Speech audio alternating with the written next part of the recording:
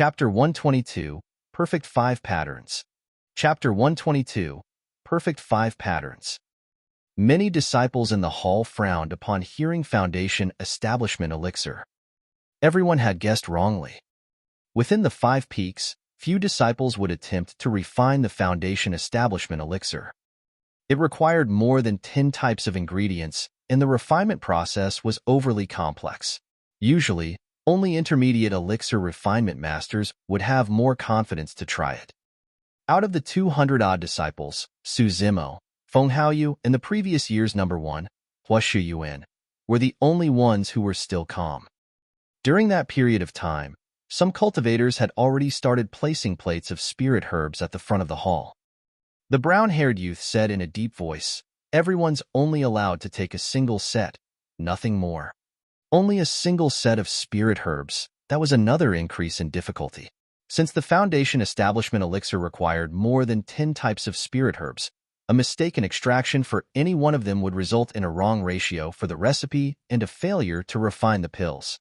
Peak Master, this is too difficult. That's right. What if we were to make a mistake while extracting out of nervousness? Wouldn't that mean we won't have a chance anymore? Many disciples could not help but start to grumble. The brown-haired youth replied coldly, "The ingredients required for the Foundation Establishment Elixir are still considered common, and our sect has them planted all around. But, do you know that some elixirs require spirit herbs that are extremely rare? For those, you only get one shot. If you fail your refinement, you can't blame anyone else but your own lack of skills." Everyone was silent. Feng Haoyu laughed softly as he had already returned from choosing a stalk of each spirit herb, preparing himself for the Foundation Establishment Elixir. The second to do so was Hua Shuyuan.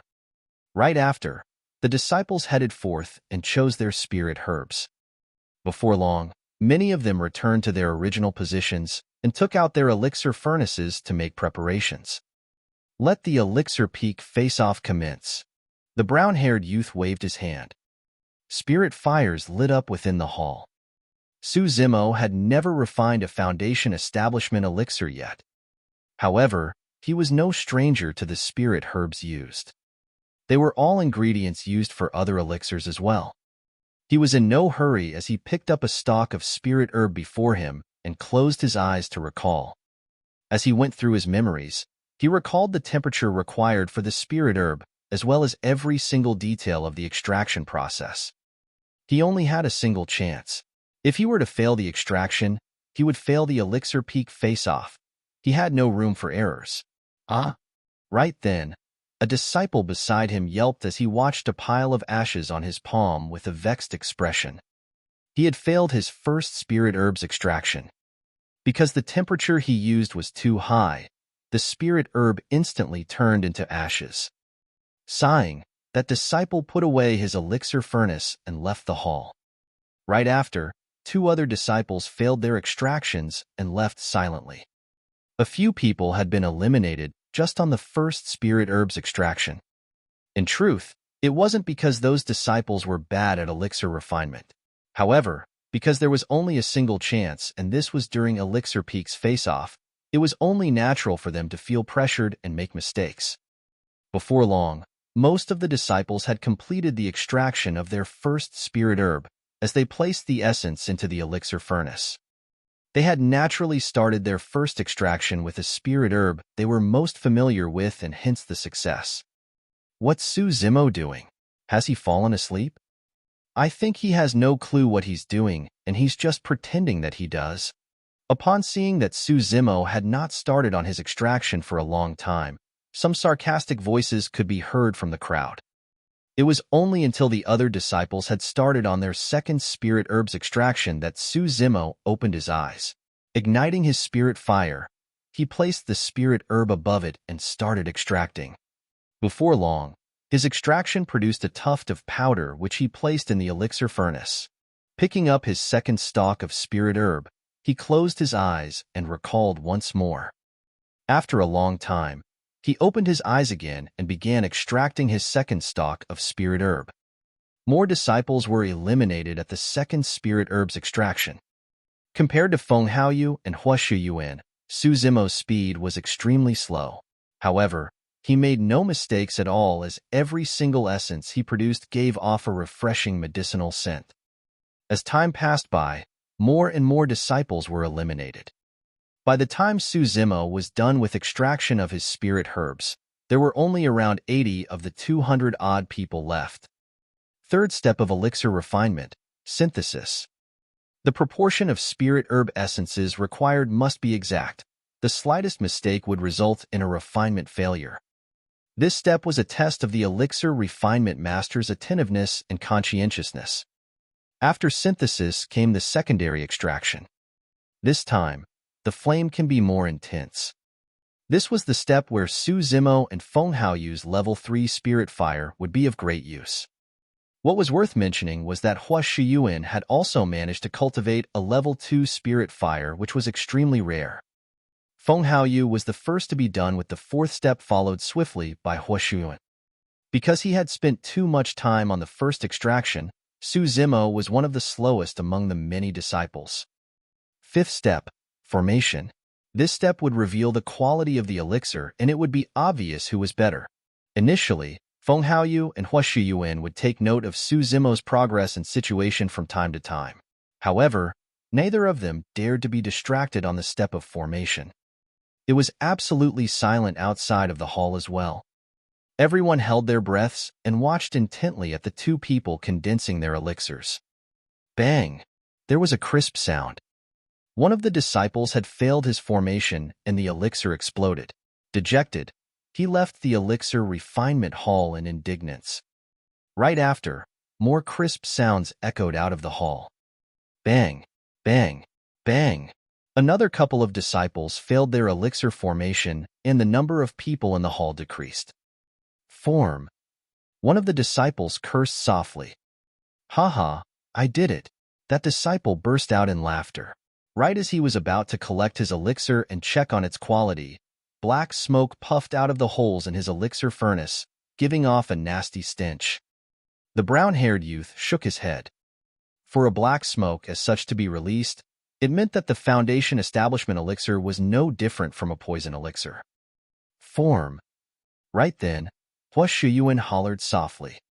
Immediately, a white smoke wafted out of the elixir furnace with a faint fragrance. Retrieve. A pill flew out of the elixir furnace, and a clear pattern could be seen on it. It's an inferior grade Foundation Establishment elixir. Senior Brother Hua is amazing. He did it. Hua Shiyuan heaved out a sigh of relief and looked towards Feng Haoyu subconsciously. Form. Right then, Feng Haoyu was also done with his elixir formation as a stronger fragrance was emitted from his side. An elixir flew out and hovered in midair. Spinning around, there were two elixir patterns clearly etched on it. A middle-grade elixir.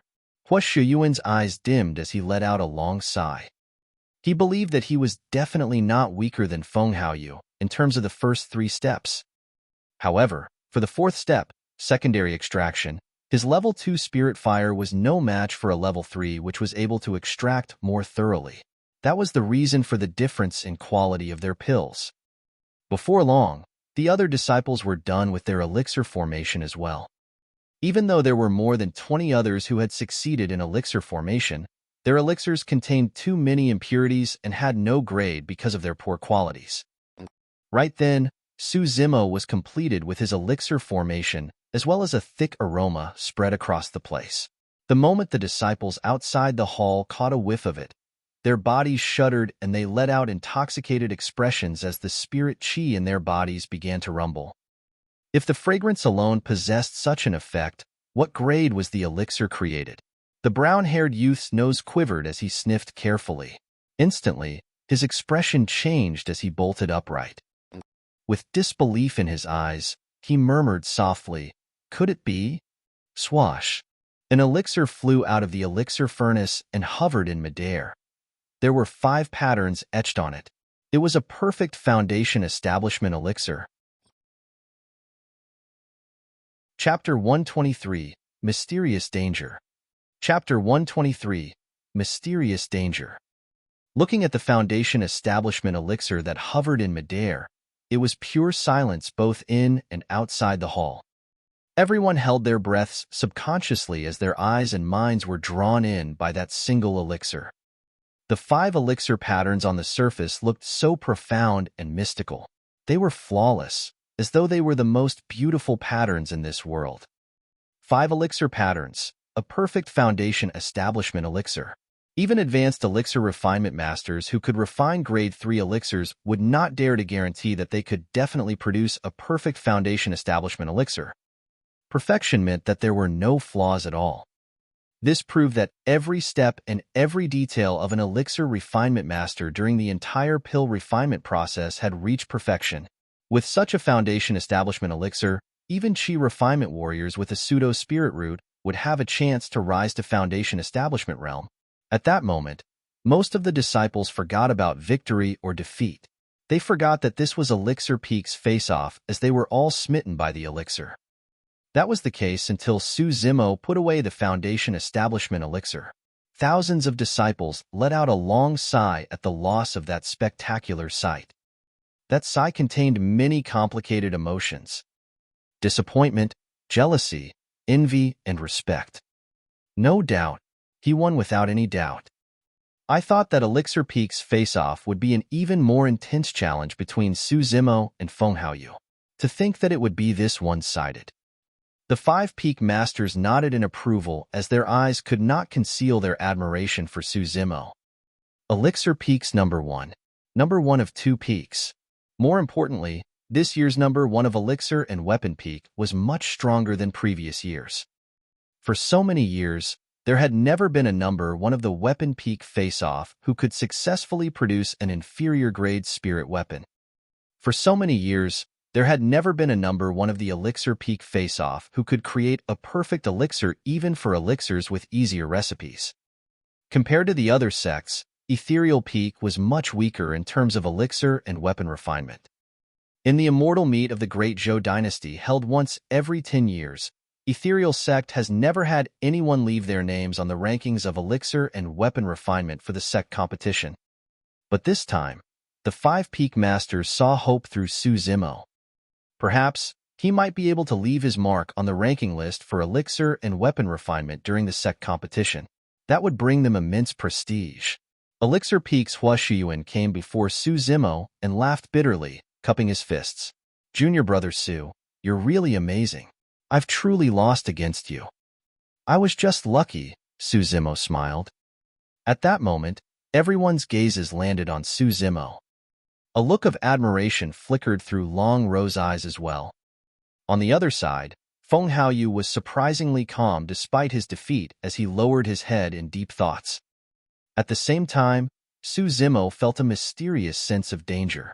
It was extremely faint, but when he sensed for it carefully, he could not discover anything. Su Zimo frowned. It was an ominous feeling. Ever since he entered the sect, he had been very comfortable. Even if Feng Haoyu was hostile to him, it did not bring him such a sense of danger. Discreetly, Su Zimo swept his gaze past the 5 peak masters and did not notice anything unusual. Therefore, he turned sideways and glanced at the crowd outside the hall, but to no avail. The sense of danger earlier on seemed to be a hallucination. Right then, the brown-haired youth declared, "The outcome of the Elixir Peak's face-off is clear. I believe everyone has seen it. The victor is Su Zimo, disciple of Weapon Peak." Outside the hall, Little Fatty, Shui-Yi and other Weapon Peak disciples cheered loudly. Right then, every single Weapon Peak disciple beamed with pride. The disheveled old man sat where he was laughing nonstop as well. "Su Zimo, follow me to the elixir chamber to choose an elixir of your picking." Su Zimo nodded. Under the envious gaze of many disciples, he left the elixir refinement hall and headed to the elixir chamber with the brown-haired youth.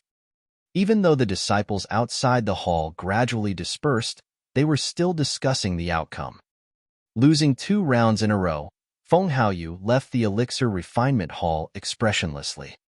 "Senior brother Feng, there's no need to take the outcome to heart. In any case, you can still teach that guy a lesson after the Spirit Peak face-off." A Spirit Peak disciple remarked consolingly. Feng Haoyu smiled calmly. Elixir and weapon refinement are merely supplementary skills at the end of the day. I hadn't spent much effort on them to begin with. If I lost, so be it. That doesn't matter to me. You're right, senior brother Feng. That's right. In the cultivation world, it doesn't matter how amazing you are at elixir and weapon refinement. If you meet with danger, you will still die all the same. Only true strength is what matters. Many Spirit Peak disciples responded in unison. After leaving Elixir Peak, Feng Haoyu suddenly said, "You guys can head back first. I'll spend some time alone." Thinking that it was because Feng Haoyu was in a bad mood, the many disciples did not say anything else and left one after another. Once everyone left, Feng Haoyu turned around slowly and glared towards the elixir chamber. His calm gaze suddenly changed, emitting a chilling aura. On the other side, there were still some disciples lingering on Elixir Peak discussing things. Feng Haoyu had lost completely for both challenges. That's right. He boasted that he wanted to get number 1 of 3 peaks before the 5 peaks face off. Now, I guess only Spirit Peaks left for him. I heard that Su Zimo had not intended to take part in the Elixir Peak face-off to begin with. Feng Haoyu was the one who provoked him into doing so. A disciple at the side shook his head. In my opinion, this may not be a good thing for Su Zimo. What do you mean? Someone asked. That's right. He's number 1 for 2 peaks. The rewards aside, the honor itself is immense. Everyone will know of Su Zimo's name in the sect from now on. That person scoffed coldly. Don't forget, he still has a fight with Feng Haoyu after the 5 peaks face-off. Upon saying that, everyone suddenly realized. Feng Haoyu was at perfected chi condensation while Su Zimo was only at level 8. Both of them were not on the same level. That person continued. Su Zimo's 2 consecutive victories must have already angered Feng Haoyu. In their final fight, Su Zimo is mostly going to be crippled or dead. As everyone was discussing, Su Zimo came forth from the elixir chamber. This time, he had chosen a perfect spirit gathering elixir. Coupled with the existing perfect spirit gathering elixir in his storage bag, he was confident that he would be able to reach level 9 chi condensation within the next 2 days. Just as Su Zimo was about to leave, the brown-haired youth held him back and asked, "How confident are you for your last fight against Feng Haoyu?" Not confident, Su Zimo shook his head. I've got a suggestion, the brown-haired youth said. Now that you're number 1 of 2 peaks, there's no need for you to fight against Feng Haoyu. Even if you admit defeat, it's nothing much. After all, there's no long-lasting hatred within the same sect. Su Zimo did not reply to the question and merely nodded. Yes, I will consider it again. All right, you can go back now, the brown-haired youth nodded. Chapter 124, Array Peak Face-Off. Chapter 124, Array Peak Face-Off. Su Zimo had not left far from Elixir Peak on his flying sword when he caught sight of a person who seemed to have been waiting for him for a long time. Su Zimo, I didn't think much of you at first, but I have to admit that the surprises you've given me weren't too small, Feng Haoyu said with a fake smile. Su Zimo paused for a moment and ignored him, wanting to leave on his flying sword. Feng Haoyu continued, "Oh yes, there's something I need to remind you about." "Oh," Su Zimo remarked softly without turning back. "From now on, you'd better keep your distance from Long Row. Or else," even though Feng Haoyu did not continue, there was a chilling coldness in his tone. Suddenly, Su Zimo laughed. He and Long Row were merely acquaintances. However, Feng Haoyu's threatening tone disgusted him. Su Zimo asked indifferently, "Or else what?" "Or else you will die." Since there was no one else around them, Feng Haoyu had no qualms and did not conceal his killing intent. With his back facing Feng Haoyu, Su Zimo's gaze narrowed. He had indeed sensed Feng Haoyu's killing intent at that very instant. Su Zimo's expression remained unchanged as he laughed. Ethereal Peak forbids internal killing of disciples. You are no exception to that rule, Feng Haoyu. Fufu, it's fine. Feng Haoyu replied coolly. As long as you're in the sect, I'll play with you till you die. Su Zimo turned around slowly and looked at Feng Haoyu silently. He said expressionlessly, Do you believe that I'll kill you right now? For some reason, Feng Haoyu felt a chill run down his spine as Su Zimo stared at him. That feeling was as though he was being targeted by a ferocious ancient demon beast that could tear him apart at any moment. Frowning, Feng Haoyu dispelled the weird sensation within him. After all, Su Zimo was only at level 8 Qi condensation and was no threat to him. When he saw that Feng Haoyu did not reply, Su Zimo turned around to leave, and before long, he disappeared from the former's vision. When Su Zimo returned to his cave abode, he stopped in his tracks. His eyes flickered as he pondered deeply. He gradually noticed that something was amiss. Previously, Feng Haoyu was indeed extremely hostile towards him. However, after the weapon and elixir peak face-offs, that hostility had gradually transformed into killing intent. Even though it seemed normal, there was something ridiculous about it. There was no deep hatred between fellow disciples. Even if there was competition, there was no need for Feng Haoyu to want to kill him. Earlier, Feng Haoyu asked him to keep his distance from Long Ro. Right after that, he revealed his killing intent. Although it seemed logical, it felt like he was trying to hide something. If neither Long Ro nor the two face-offs were the reason for Feng Haoyu to want to kill him, what was? Was Feng Haoyu hiding something? Or perhaps, was he worrying too much?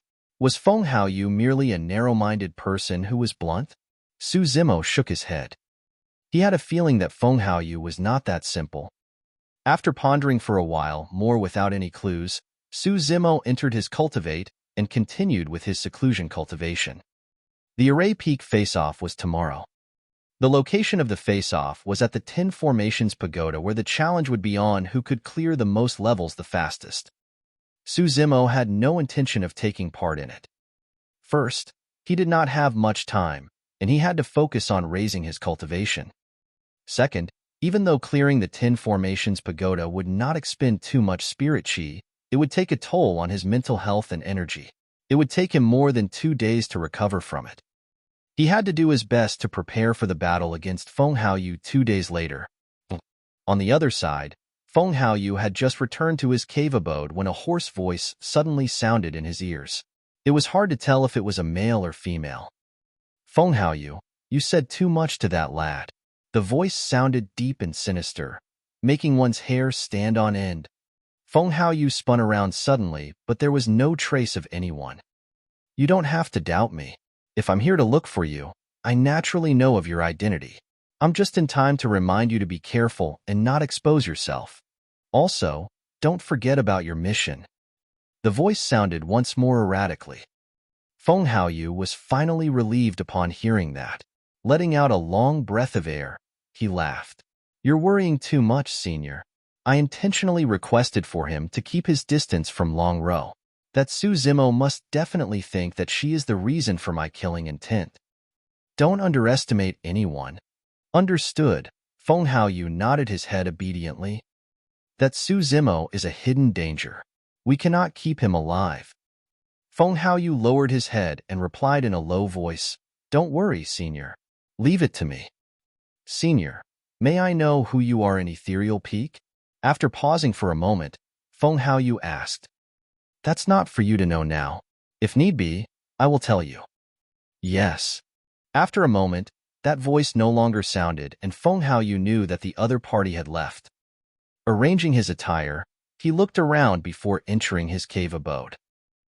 Fourth day, Array Peak face-off.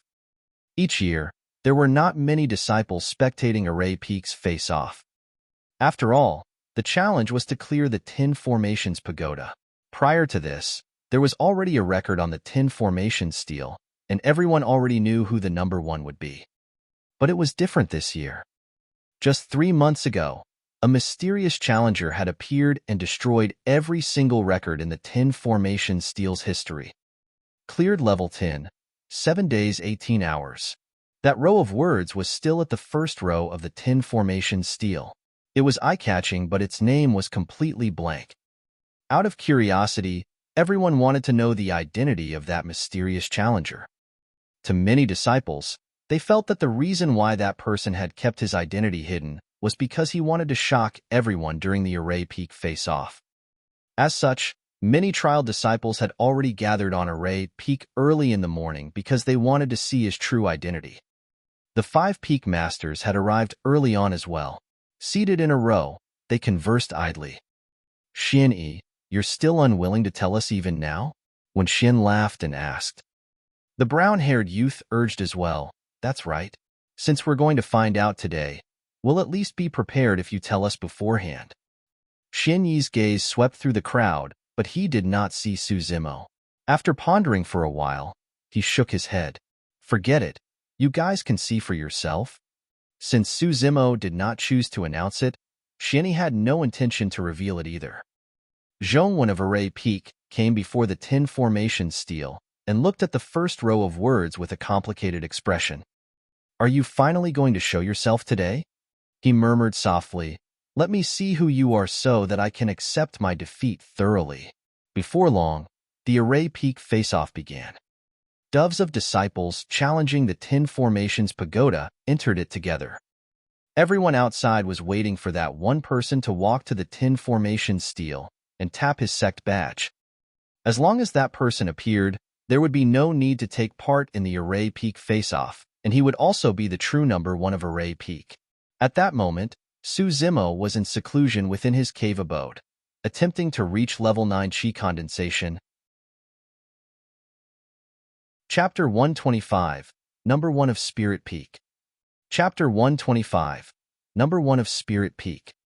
Time passed by gradually, and in the blink of an eye, a day had passed. The lights of the 10 formations pagoda's formation patterns shone repeatedly through the day. The first row on the 10 formation stele still had a blank column where the name was supposed to be. By the time the last person was sent out of the 10 formations pagoda, there were still no changes on the 10 formation stele. Not to mention the many trial disciples gathered before Array Peak. Even the 4 peak masters looked to be slightly disappointed. Just who is that person? Why is he not here? Could that person truly think nothing of fame at all? The disciples were at the peak of their curiosity towards the mysterious challenger, such that they were getting anxious about it. Xin-Yi stood up and declared, "The face-off is over. The victor is Zhongwen, disciple of Array Peak." Sparse cheers rang out through the crowd. Everyone knew that the reason why Zhongwen could obtain the number 1 position was because the mysterious challenger had not appeared. At that moment, Zhongwen looked at the 10 formation stele and smiled bitterly too. His title as number 1 of Array Peak this year was probably the least convincing. The 5 peak masters were the first to leave. In midair, when Xin was still disgruntled and asked, "Xin-Yi, stop leaving us hanging. Just who is it?" Xin-Yi smiled and did not reply. After pondering for a while, he asked, "After the 5 peaks face-off, where are you guys intending to set the location for the fight between Su Zimo and Feng Haoyu?" "The location doesn't matter since the outcome will not change," when Xin replied indifferently. Xin-Yi shook his head. "This match is the focus of everyone's attention. In fact, the hype might not even be less than the 5 peaks face-off itself. We had better take it more seriously. Su Zimo is forbidden from entering Spirit Peak, so we can't use the Spirit Arena there. Since Su Zimo is a disciple of Weapon Peak, it wouldn't be appropriate to hold it there either. That leaves us with the Spirit Arenas of Talisman, Array, and Elixir Peak," the brown-haired youth said. Xin-Yi suddenly said, "Let's hold it at Array Peak then." "All right," when Xin nodded. The other peak masters did not have any objections, and so the matter was settled. Each year, Spirit Peak's face-off was always placed on the last day. It was also the most valued event of the sect and all the cultivators. Be it array formations, talismans, weapons, or elixir refinement, their ultimate goal was to raise the fighting strength of a cultivator. The cultivation world was a place where it was survival of the fittest, and the strongest reigned supreme. The degree of cruelty was even more brutal than the jungle mountains where fierce beasts were rampant. This was also the reason why Daiyu had Su Zimo survive in Songlang mountain range for a year. Now, Su Zimo had barely just stepped foot into the cultivation world and had yet to truly explore it and experience the threats within. 5th day, Spirit Peak face-off. Almost all disciples of the 5 peaks were present. Many inner sect disciples who were in seclusion, and even some elders turned up as well. The rules of the face-off were simple. Sect disciples would head up to draw lots for one-on-one fights. Finally, the eventual winner of the brackets is the number 1 of Spirit Peak. Even though Feng Haoyu had lost consecutively in the Weapon and Elixir Peak face-offs, he was still the one who received the most cheers during the Spirit Peak face-off. At the same time, all 5 Peak Masters thought the most highly of him too. In the process of competing with his opponents, Feng Haoyu had indeed displayed the strength expected of him. He won consecutively from the start to the end, and no one posed much of a challenge to him. Many disciples had heard that he was already cultivating one of the 3 major secret skills of the sect, Ethereal Sword, and wanted to catch a glimpse of its glory during Spirit Peak's face-off. However, Feng Haoyu did not use it at all. Other than Feng Haoyu, Long Ro's performance was rather shocking too. Even though she did not possess an inferior-grade spirit weapon, she had a firm foundation in sword-wielding. Coupled with her talisman usage, she defeated many strong opponents of Spirit Peak. Long Ro's flying sword carried a chilling aura. If one was careless and made contact with the sword, they would be covered in a layer of frost, reducing their mobility. Of course, Little Fatty was still the one who surprised everyone the most. He was only at level 9 Qi condensation and did not have much of an advantage in sword kinesis. However, with the help of the inferior-grade gigantic axe given to him by Su Zimo and his powerful body tempering technique, he had managed to close the gap and obtain victory against quite a number of perfected Qi refinement warriors. The final battle was still between Feng Haoyu and Long Ro. Even though Long Ro deployed a myriad of different talismans, Feng Haoyu was still stronger in terms of sword kinesis. With the aid of his wind spirit Qi, Feng Haoyu's flying sword was more agile and graceful than anyone else. It was quite an eye-opener. Before sunset, Spirit Peak's face-off was over. As expected, Feng Haoyu was number 1 of Spirit Peak. Long Ro was number 2. Little Fatty actually obtained 3rd place. The prize for the number 1 of Spirit Peak was also the most generous.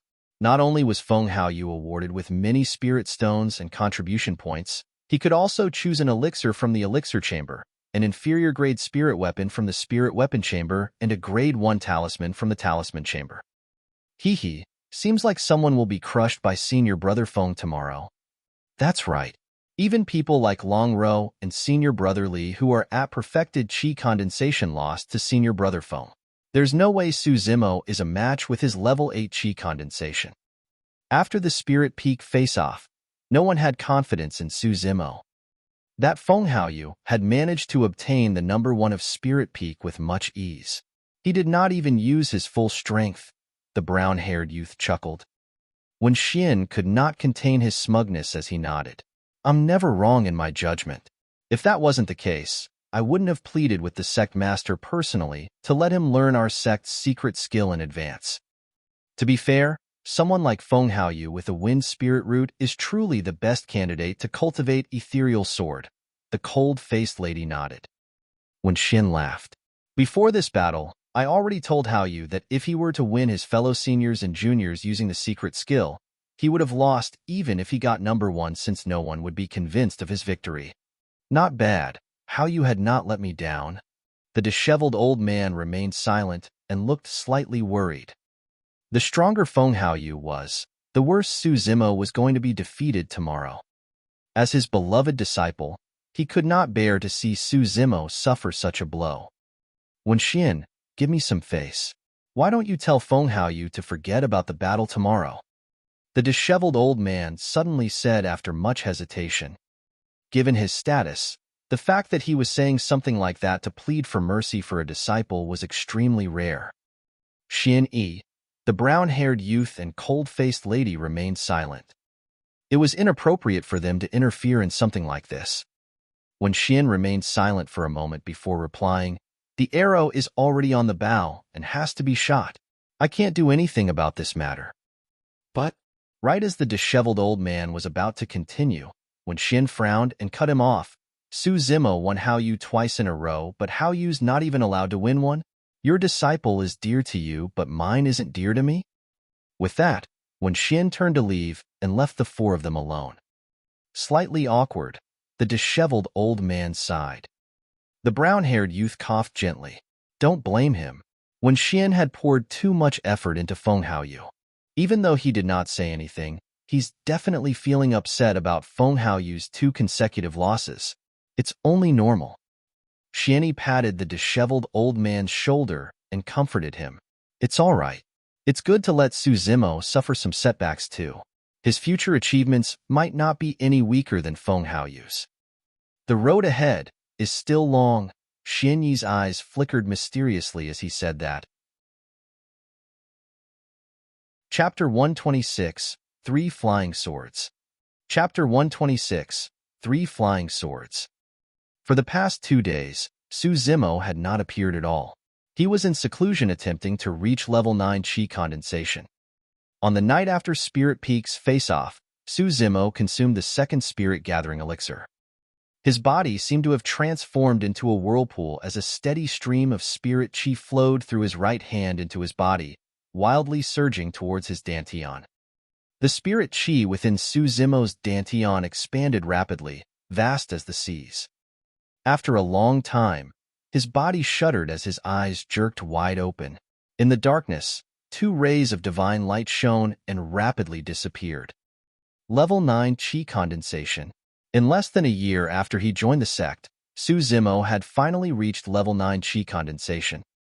His cultivation speed was definitely not slow even in the entire cultivation world. At the moment, Su Zimo carefully sensed the changes in his dantian with confused eyes. Based on the Qi condensation manual, the Spirit Qi within one's dantian would experience a change upon reaching perfected Qi condensation. In other words, the dantian would form a vast sea of Qi. That was also the reason why it would take more time, resources, and difficulty to attain a breakthrough from level 9 to perfected Qi condensation. But right now, Su Zimo's dantian had already formed a vast sea of Qi despite having just attained level 9 Qi condensation. This was completely different from what the Qi condensation manual had described. This also meant that in terms of Spirit Qi, Su Zimo's level 9 Qi condensation might not be weaker than Feng Haoyu's perfected Qi condensation. Su Zimo smiled to himself. Suddenly, he was filled with anticipation and confidence towards tomorrow's battle. The next morning, when Su Zimo walked out of his cave abode, there were already many cultivators waiting for him to come out of seclusion. Little Fatty, Shui Yi, and many other Weapon Peak disciples awaited him. Bro, you're finally out of seclusion. You're already at level 9 Qi condensation? Little Fatty's eyes lit up. Su Zimo smiled and nodded. Was Feng Haoyu the number 1 of Spirit Peak? Su Zimo asked. Everyone nodded. When they recalled Feng Haoyu's performance yesterday, everyone's expressions turned solemn. They looked at Su Zimo with a hint of worry in their eyes. To everyone, even at level 9 Qi condensation, the gap between Su Zimo and Feng Haoyu was way too great. Little Fatty said in a low voice, Feng Haoyu obtained number 1 yesterday without even using the sect's secret skill. Clearly, he did not use his full strength. Bro, you've got to be careful today. Oh, so powerful? Su Zimo laughed. Shui smiled as well. Junior brother Su, don't be too stressed in this battle. Just give it all you've got. If you lose, let it be.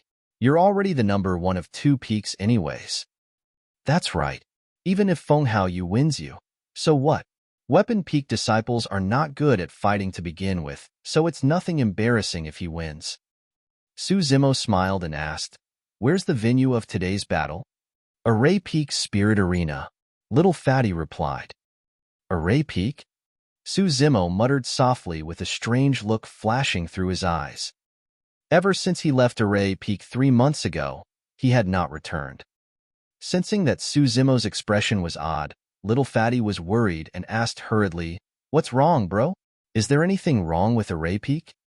Nothing's wrong. Su Zimo shook his head and did not explain. He waved his hand and said, let's go. Time to try out the skills of Spirit Peak's number 1. In just one day, Array Peak was once again filled with many disciples. Other than the trial disciples of the 5 peaks, Some of the inner sect disciples also rushed over to watch the bustle. Chun Yu of the disciplinary hall, who had a grudge against Su Zimo, was among them. The 5 peak masters were all present. Array Peak's spirit arena was right beside the Tin Formation's pagoda and was close to the Tin Formation's steel too. Feng Haoyu arrived bright and early. He stood on the spirit arena with hands behind his back, looking proud and haughty. Before long, Su Zimo and the others arrived on their flying swords and descended in front of the spirit arena. Su Zimo's appearance instantly attracted countless stares. Fufu, I was wondering why he hasn't appeared for the past 2 days. So, he's been cultivating in seclusion and has actually reached level 9 Qi condensation. The tone of the disciple who spoke did not sound surprised. Instead, it was filled with obvious mockery. So what if he's at level 9 Qi condensation? He's still asking to be humiliated. I'm betting that Su Zimo's going to lose within 3 moves. Forget it.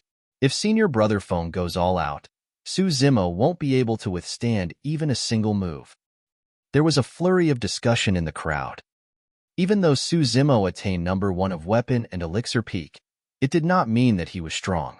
No one thought highly of him for this battle. Many of the Spirit Peak disciples were just waiting to see Su Zimo make a fool of himself.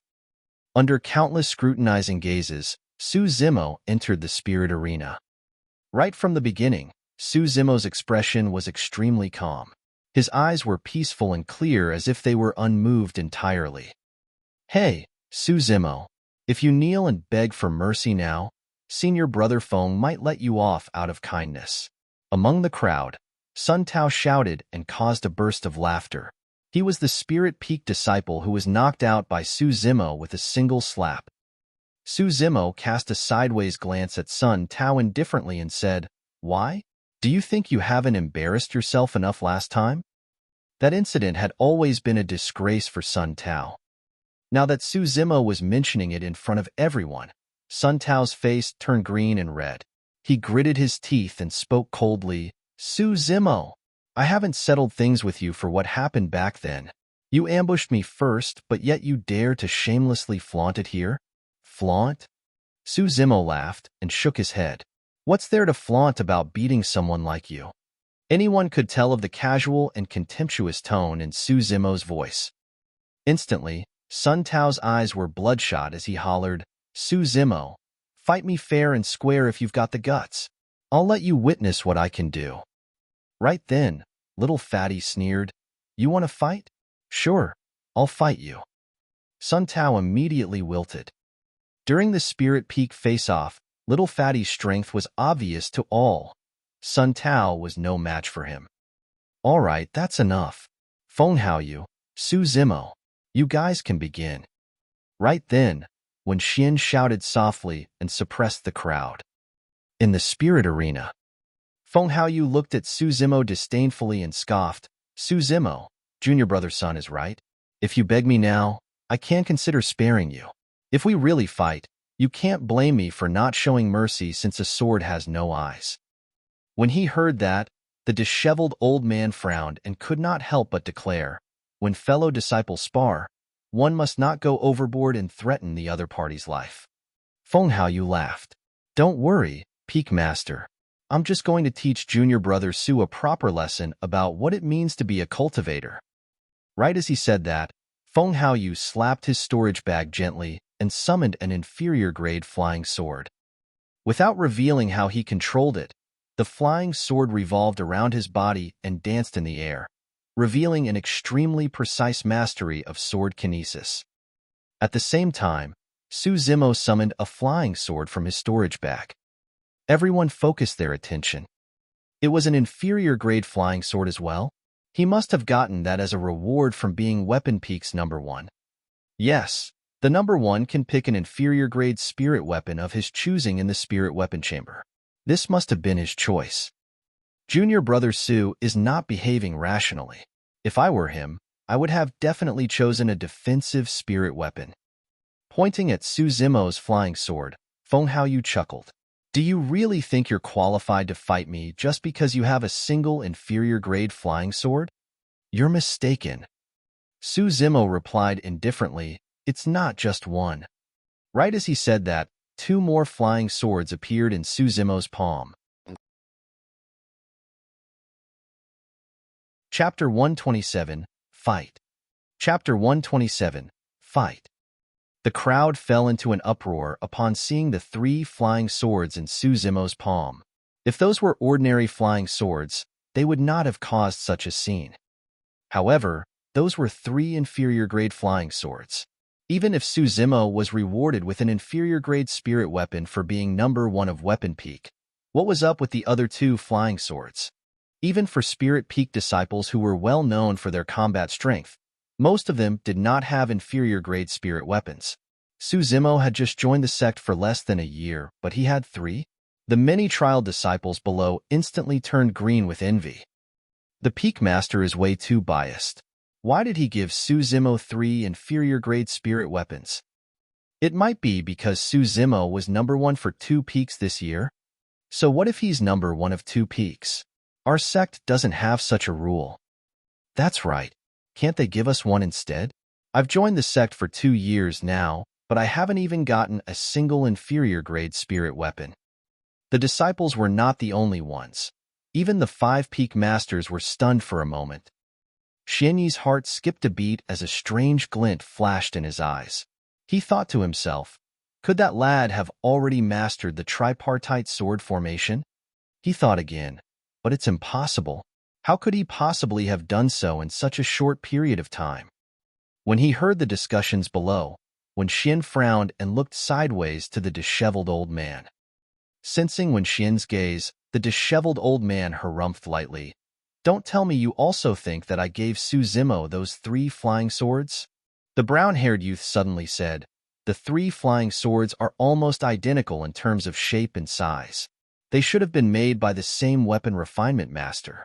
We shouldn't have 3 almost identical flying swords in the spirit weapon chamber. In other words, does that mean Suzumo refined those 3 flying swords himself? The cold lady raised her eyebrows in surprise. Xianyi nodded. That should be the case. Using the vision of a golden core, they could naturally discern with a closer look that Suzumo's 3 flying swords were almost identical and couldn't have been from the spirit weapon chamber. The brown-haired youth smiled. No wonder he was refining an inferior-grade gigantic axe for that little fatty of Spirit Peak during the Weapon Peak face-off. It was because he already had 3 flying swords. I've got to acknowledge that he does have an extraordinary attainment in weapon refinement. To think that he could manage to refine 3 inferior-grade spirit weapons in less than a year. Seems like that unique spirit-gathering method of his is rather useful. On the spirit arena, when he saw Suzumo's 3 flying swords, Feng Haoyu was stunned for a moment as well. However, the surprise in his eyes disappeared as quickly as it appeared. He then laughed mockingly. Suzumo, my dear Suzumo, do you really think you can win me just because you've got 3 flying swords? You can try me. Suzumo replied nonchalantly. Swash, swash, swash. 3 flying swords floated before Suzumo, trembling slightly as they hummed incessantly. Well played. Feng Haoyu's eyes lit up as he hollered softly, I'll show you what true strength is today. Go! Standing motionlessly on the spot, Feng Haoyu waved and injected a stream of spirit qi into his flying sword. The spirit pattern on his sword shone brightly. Swoosh! Turning into a stream of light, it burst towards Suzumo's head with lightning speed. Before the sword even arrived, its cold aura was already striking. Suzumo's heart skipped a beat. In a sense, this match was his first battle making use of immortal techniques after he stepped foot into the cultivation world. Feng Haoyu's sword was much faster and unpredictable than he had expected. Suzumo's expression was unchanged as he split 2 flying swords to receive the incoming sword. His 3rd flying sword was then sent to attack Feng Haoyu. Feng Haoyu narrowed his gaze. He had not expected that Suzumo would try to retaliate instead of using everything as defense. You must be courting death. Pointing his fingertips into the distance, he commanded, Go! The flying sword, which was initially speeding through the air, shone brightly and accelerated. It broke through the defense of Su Zimo's two flying swords before arriving right in front of him in an instant. In the blink of an eye, Su Zimo's defending flying swords became nothing but a decoration. Well played. Many disciples below could not help but exclaim upon seeing that. If it was any other Qi refinement warrior, they would have been petrified at the sight of a chilling, bedazzling flying sword appearing right before their faces. However, Su Zimo was not flustered in the slightest bit. Shifting his feet lightly, he sidestepped Feng Haoyu's attack barely. Even though the flying sword brushed by Su Zimo, it did not injure him in the slightest bit. When the five-peak masters saw that, their eyes lit up as they nodded approvingly. Feng Haoyu had not expected that Su Zimo would be able to dodge that attack. At the same time, Su Zimo's third flying sword was already approaching Feng Haoyu. Feng Haoyu controlled his flying sword while summoning a silver shield from his storage bag. Injecting spirit qi, it expanded and blocked right in front of him. Clang! The flying sword met with the shield and let out an ear-piercing sound. That shield was the reward Feng Haoyu chose from the spirit weapon chamber after getting number 1 of Spirit Peak. Su Zimo's other two flying swords revolved around Feng Haoyu's flying sword. They clashed continuously, sending off a ferocious sword intent, and sparks flew everywhere. In an instant, Feng Haoyu's flying sword was restrained by Su Zimo's two flying swords and could not break through their offenses. On the other hand, Su Zimo's third flying sword was attacking Feng Haoyu constantly. Feng Haoyu could only defend passively. All the disciples watching were dumbfounded at what was happening as they looked on with disbelief. The battle was completely different from what they had imagined. In their opinion, the difference in strength between the both of them were so great that it would take 3 rounds at most to determine the victor. But, now that they were actually fighting, Feng Haoyu was on the losing end and could only defend passively. Su Zimo, who had 3 inferior-grade flying swords and a proficient mastery of sword kinesis, had completely restricted Feng Haoyu's movements. This doesn't make sense. Su Zimo's only at level 9 Qi condensation. Even if he has 2 more flying swords, he shouldn't be able to take senior brother Feng head-on. Why does it feel as though they're both at a similar level of strength? The disciples below frowned in confusion. Little Fatty was the only one who had a rough idea of Su Zimo's background. Back when the both of them sparred in the cave abode, Su Zimo was able to match his level 8 Qi condensation only being a level 7. With that logic, Su Zimo should be able to hold his ground against Feng Haoyu, despite being a level down. Upon seeing this, the 5-peak masters had different expressions. The disheveled old man was invigorated and pleasantly surprised. Spirit Peak's master, Wen Xian, was frowning. With his eyesight as a golden core, he could naturally tell that Su Zimo's mastery of sword kinesis was not weaker than most of Spirit Peak's disciples. Coupled with the assistance of 3 inferior-grade flying swords, his strength was raised as well. But of course, none of the 5-peak masters could understand how Su Zimo could stand his ground against Feng Haoyu's perfected Qi condensation. The 3 flying swords clashed repeatedly around Su Zimo. Feng Haoyu's flying sword was clearly more agile and graceful. However, it could not reach Su Zimo after being restrained by the latter's 2 flying swords. On the contrary, Su Zimo's third flying sword was attacking Feng Haoyu consistently. Feng Haoyu could only rely on the inferior-grade shield to block and was unable to retaliate. Instead, he looked rather pathetic. The battle had fallen into a stalemate. Chapter 128, Thunderfall Talisman. Chapter 128, Thunderfall Talisman. It had to be said that Su Zimo had indeed shocked everyone. Based on the strength that he was displaying, he would have probably secured a top 3 position if he had taken part in Spirit Peak's face-off. If senior brother Feng were to use his full strength, Su Zimo would be defeated instantly. That's right. However, it's not embarrassing even if Su Zimo loses now, since he managed to corner senior brother Feng as such. The more the disciples below discussed, the more furious Feng Haoyu was in the spirit arena. This exchange was completely out of his expectations. Even though Suzimo was only at level 9 chi condensation, he was not getting the upper hand against their clashes. This meant that if Suzimo was at perfected chi condensation, the latter might very well surpass him in terms of strength. He must not let this carry on. Waving the shield in his hands, Feng Haoyu struck away the incoming flying sword. Suddenly, he pulled out a talisman from his storage bag and injected spirit chi to it. Whoosh! A bedazzling light appeared on the talisman. Senior brother Feng's making use of talismans now. That looks to be an offensive talisman that's rather powerful. Let's see how Suzimo blocks this. Feng Haoyu threw the talisman in Suzimo's direction. Suddenly, it exploded. The scattered talisman fragments stirred the spirit chi in the air, instantly forming a blinding flash of lightning. Thunderfall talisman, the crowd exclaimed. Thunder types of attacks were the strongest and most ferocious amongst spirit arts. That talisman was naturally the most lethal among Grade 1 talismans. That was also a reward that Feng Haoyu had obtained as the number 1 of Spirit Peak. Now that he had to use it, a pained look inevitably flashed by Feng Haoyu's expression.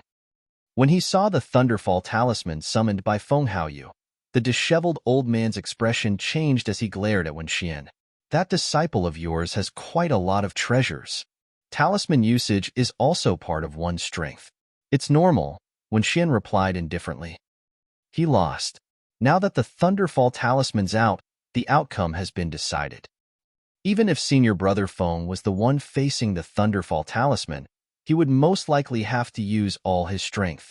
Let's see how Suzimo can even block this, Fufu. Right as the disciples were discussing, an explosion echoed out from the skies above the spirit arena. Snap! A bolt of thunder, as thick as an arm, struck down towards Suzimo with a fast speed. The moment Feng Haoyu had summoned the talisman, Suzimo had already felt that something was wrong and hurriedly withdrew his 3 flying swords. However, he was still extremely calm. At the same time as the talisman exploded, Suzimo waved his hands, and the 3 flying swords suddenly shuttled through the air, leaving tears in the void. Finally, they joined head to tail in a triangle sword formation. Buzz! A bedazzling light shone through the air below the spot where lightning was flashing. It was the light of formation patterns. A light of formation patterns had actually appeared in the skies above the spirit arena. This is... what's going on? Why is there an array formation? Did someone set up a formation beforehand? Something isn't right. That light of formation patterns seems to have been emanated from Suzimo's 3 flying swords. The crowd let out a cry of surprise. They were baffled as to what was happening in the spirit arena. As for the 5 peak masters, they shuddered as their expressions changed drastically. Even if Xianyi was mentally prepared, he could not help but feel excited upon seeing this scene with his own eyes. He exclaimed rapidly, "Good, good. Well done. Our sect finally has a successor for a sword formation master." The disheveled old man burst out into laughter as well. "Good for you, Xianyi. So, you were secretly nurturing my disciple to be a sword formation master too. Not bad at all." As a golden core, the disheveled old man naturally knew that there was no way Suzimo could become a sword formation master without Xianyi's guidance. When Xian furrowed his brows in silence. Sword formation master? Most of the disciples below were unfamiliar with the term. Array Peak disciples were the only ones that were shocked when they heard the term. Letting out astounded expressions, they could not help but gasp, "Suzimo's a sword formation master? So what if he's a sword formation master? What's the big deal?" A Spirit Peak disciple sneered. Before he could finish his sentence, the thunderbolt from the skies collided with the triangle sword array, and a loud explosion was heard as electricity shot out in all directions. Under the electric current in the atmosphere, Suzimo's legs separated slightly. His expression was cold as he controlled the sword formation with both hands, while his hair spread behind him like a furious mane. He was akin to an immovable god. Huh? He's actually fine? Many disciples were dumbfounded as their eyes nearly popped out. Su Zimo had managed to block the power of the Thunderfall Talisman completely with his triangle sword array and was completely undamaged. A disciple secretly exclaimed, "Is a sword formation master that powerful? What's a sword formation?" Someone could not help but ask. "If I'm not wrong, that's our sect's tripartite sword formation," Array Peak Zhongwen said in a low voice. "Why tripartite?" someone asked him. Zhongwen explained, "The tripartite refers to heaven, earth, and man. With the three swords joined head to tail as a foundation, they form the tripartite sword formation. The head is the tail, and the tail is also the head. Every single corner of the sword formation has the sharpness of a sword and can both attack and defend." If one were to say that controlling three flying swords meant that Su Zimo's strength was increased, a sword formation made up of the three flying swords and made use of their combined strength was an exponential increase in strength. The tides had turned entirely. Everyone thought that Feng Haoyu would definitely win after summoning that Thunderfall Talisman. However, no one expected that Su Zimo would summon the tripartite sword formation to guard against the Thunderstrike entirely. As Long Ro watched below, she could not help but lament internally, "If I were to go against junior brother Su, I wouldn't be able to break that defense of his sword formation either." In the spirit arena, Feng Haoyu's eyes flashed with surprise when he saw that Su Zimo was able to withstand the Thunderfall Talisman. Right then, Su Zimo controlled the tripartite sword formation with both hands. Pointing forward, he commanded softly, "Go." A triangular sword formation that carried a chilling aura tore through the voids and sped towards Feng Haoyu with a blinding light. Instantly, Feng Haoyu retracted his flying sword and blocked himself from the tripartite sword formation. Clang! When the flying sword met with the sword formation, there was a clashing sound of metals. Feng Haoyu's flying sword was sent flying immediately. However, the tripartite sword formation merely paused momentarily in midair before clashing heavily against Feng Haoyu's silver shield. Bam! With a loud bang, Feng Haoyu's entire body was shaken as he stumbled a couple of steps back. He felt a sweetness in his throat as blood oozed from the corner of his mouth. He was injured. Even in Spirit Peak's face-off, Feng Haoyu was not injured once against the many strong competitors of Spirit Peak. Yet, against a Weapon Peak disciple that was a cultivation realm lower than his, Feng Haoyu was actually injured. Su Zimo's eyes gleamed brightly as he controlled the tripartite sword formation from afar. They hummed and quivered endlessly in the skies, sending forth a massive sword aura and could attack at any moment. It was only at that moment when the crowd realized that the outcome of this match was unpredictable. Su Zimo's strength was enough to pose a threat to Feng Haoyu. Everyone had underestimated the strength of this Weapon Peak disciple. Ha ha ha ha. Suddenly, Feng Haoyu laughed. It was a deep laughter filled with anger. "Su Zimo, do you really think that you can win me with this lousy sword formation?"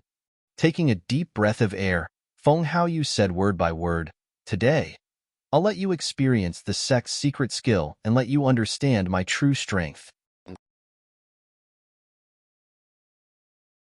Chapter 129, Hexagonal Sword Formation. Chapter 129, Hexagonal Sword Formation. Even though Su Zimo was still calm upon hearing that, the many disciples below were shocked and excited. Senior brother Feng's finally about to use the sect's secret skill. I heard that it's one of the three major secret skills, Ethereal Sword. Through the ethereal planes, the sword is nowhere to be seen. Ethereal Sword is one of the strongest sword kinesis skills within our Great Zhou dynasty. Finally, we'll get to see it today.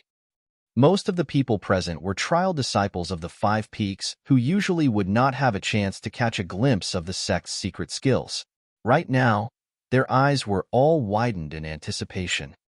The disheveled old man frowned. He looked at Wen Xian and said in a deep voice, "Let's stop the battle here and consider it as a draw between both parties." In all fairness, for Feng Haoyu to have to use the sect's secret skills against Su Zimo, he had already lost in the first place. That was because most normal trial disciples would not have the rights to learn Ethereal Sword. The disheveled old man's suggestion at this point was already a compromise on his end. Wen Xian pondered for a short moment before shaking his head. At this point, how can we appease the masses if a victor is not decided? Wen Xian, is it because you're indignant that Feng Haoyu was unable to win this? The disheveled old man was a little angry. Yes. Wen Xian turned to the disheveled old man and replied, the three of you have been teaching Su Zimo how to refine elixirs, weapons, and imparting sword formations to him. I can let that slide. However, Feng Haoyu is a disciple of Spirit Peak. I can't let him lose in a battle. That is a concern of my peak's glory. The disheveled old man hesitated. Wen Xian waved it off. I'm never wrong in my judgment of people. Haoyu is the future hope of our sect. At the end of the day, the legacy of our sect is not about elixir or weapon refinement. True strength is what matters. Right then in the spirit arena, Su Zimo said something that interrupted the argument between the disheveled old man and Wen Xian. The sect's secret skill? Su Zimo laughed and shook his head. Feng Haoyu, if that's your last resort, you will definitely lose this fight. Everyone was stunned. No one could imagine that Su Zimo would say something like that in the face of the sect's secret skill. Was he looking down on the sect's secret skill or Feng Haoyu? What right did Su Zimo have? Ha ha ha. Feng Haoyu burst out in laughter. Su Zimo, I think you don't know just how strong our sect's secret skill is to speak of that nonsense. Today, I'll teach you how to be a human. Go. Feng Haoyu conjured a sword art as his fingertip emitted a trace of spiritual energy and injected it into the flying sword. Quivering endlessly, the sword tore through the voids and a series of shadows appeared behind it in a bewitching manner. It was hard to tell between reality and illusion. When he saw that, Wen Xian nodded as his eyes flashed with admiration. The brown-haired youth commented with a grave look, there are 3 levels to ethereal sword. To think that Feng Haoyu would have mastered level 1, shadows, this quickly. Haoyu has a wind spirit root to begin with, and he's the most suited to cultivate ethereal sword. Otherwise, I wouldn't have let him learn the sect's secret skill while he's in Qi condensation realm, Wen Xian replied indifferently. In the spirit arena, Su Zimo retracted his 3 flying swords which hovered in front of him. Slapping his storage bag, another 3 flying swords appeared in the blink of an eye. Furthermore, all 3 of them were inferior-grade spirit weapons as well. Everyone was stunned. 6 inferior-grade flying swords. That was something completely unimaginable for Qi refinement warriors. What's going on? Holy fuck. How is Su Zimo taking out inferior-grade spirit weapons 3 at a time? How is he obtaining them so cheaply? Most of the cultivators watched with widened eyes as their jaws nearly dropped to the ground. Many disciples were already envious over Su Zimo's previous summoning of 3 inferior-grade flying swords. Now that he summoned yet another 3, most of them could not take it any longer. Some of the trial disciples who had joined the sect for many years instantly felt that they had been wasting their time, since they hadn't acquired even a single inferior-grade spirit weapon. Yet, Su Zimo had 6 after joining for less than a year. At that moment, most of the disciples finally realized as well. Those 6 identical flying swords could not have been from the sect's spirit weapon chamber. The only possibility was that Su Zimo had refined them himself. This is crazy. Had I known this would be the case, I would have gotten closer to junior brother Su. Perhaps I might even get an inferior-grade spirit weapon from him. Why would I need to learn sword kinesis if I had 6 inferior-grade spirit weapons? I'll just toss them at any opponent I meet and smash them to death. Don't spout nonsense. Senior brother Feng is in possession of our sect's secret skill. That isn't something that can be defended against by spirit weapons. The crowd was buzzing, but the 5 peak masters remained silent. The disheveled old man furrowed his brows even tighter. Even though having 6 inferior-grade spirit weapons was amazing, they were not match against the sect's secret skill. Sensing the disheveled old man's worries, the brown-haired youth comforted. No matter what, that lad is truly talented in weapon refinement still. As long as we nurture him well, he can still make waves through the sect competition. What the brown-haired youth meant was that even if Su Zimo lost this match, it would not affect his status in the sect. After all, everyone had their own specialties. Su Zimo was talented in weapon and elixir refinement while Feng Haoyu was good in fighting. The both of them had different advantages. However, no one realized that Xianyi, who was standing beside the brown-haired youth, was incomparably nervous. He watched Su Zimo fixedly with a deep excitement in his eyes. Indeed, 6 flying swords alone won't be enough to defend against the sect's secret skill. But it was. In the spirit arena, Feng Haoyu's expression changed momentarily when he saw the 6 flying swords summoned by Su Zimo. However, that change disappeared almost instantly as he scoffed coldly. Su Zimo, you're way too naive. You really think that you can defend against my sword just because you have 6 inferior-grade flying swords? Go! A cold glint flashed in Feng Haoyu's eyes as he hollered. The sword tore through the voids with a chilling aura, letting out a soul-rattling explosion. A series of shadows formed behind the sword, confusing any onlookers. Su Zimo was calm as he waved his hands continuously, controlling the 6 flying swords in the air. Swoosh, swoosh, swoosh. The 6 flying swords intertwined, leaving streams of sword chi. The tripartite sword formation was a triangular sword formation. The hexagonal sword formation was an evolution of that. By combining 2 tripartite sword formations, it formed the hexagonal sword formation.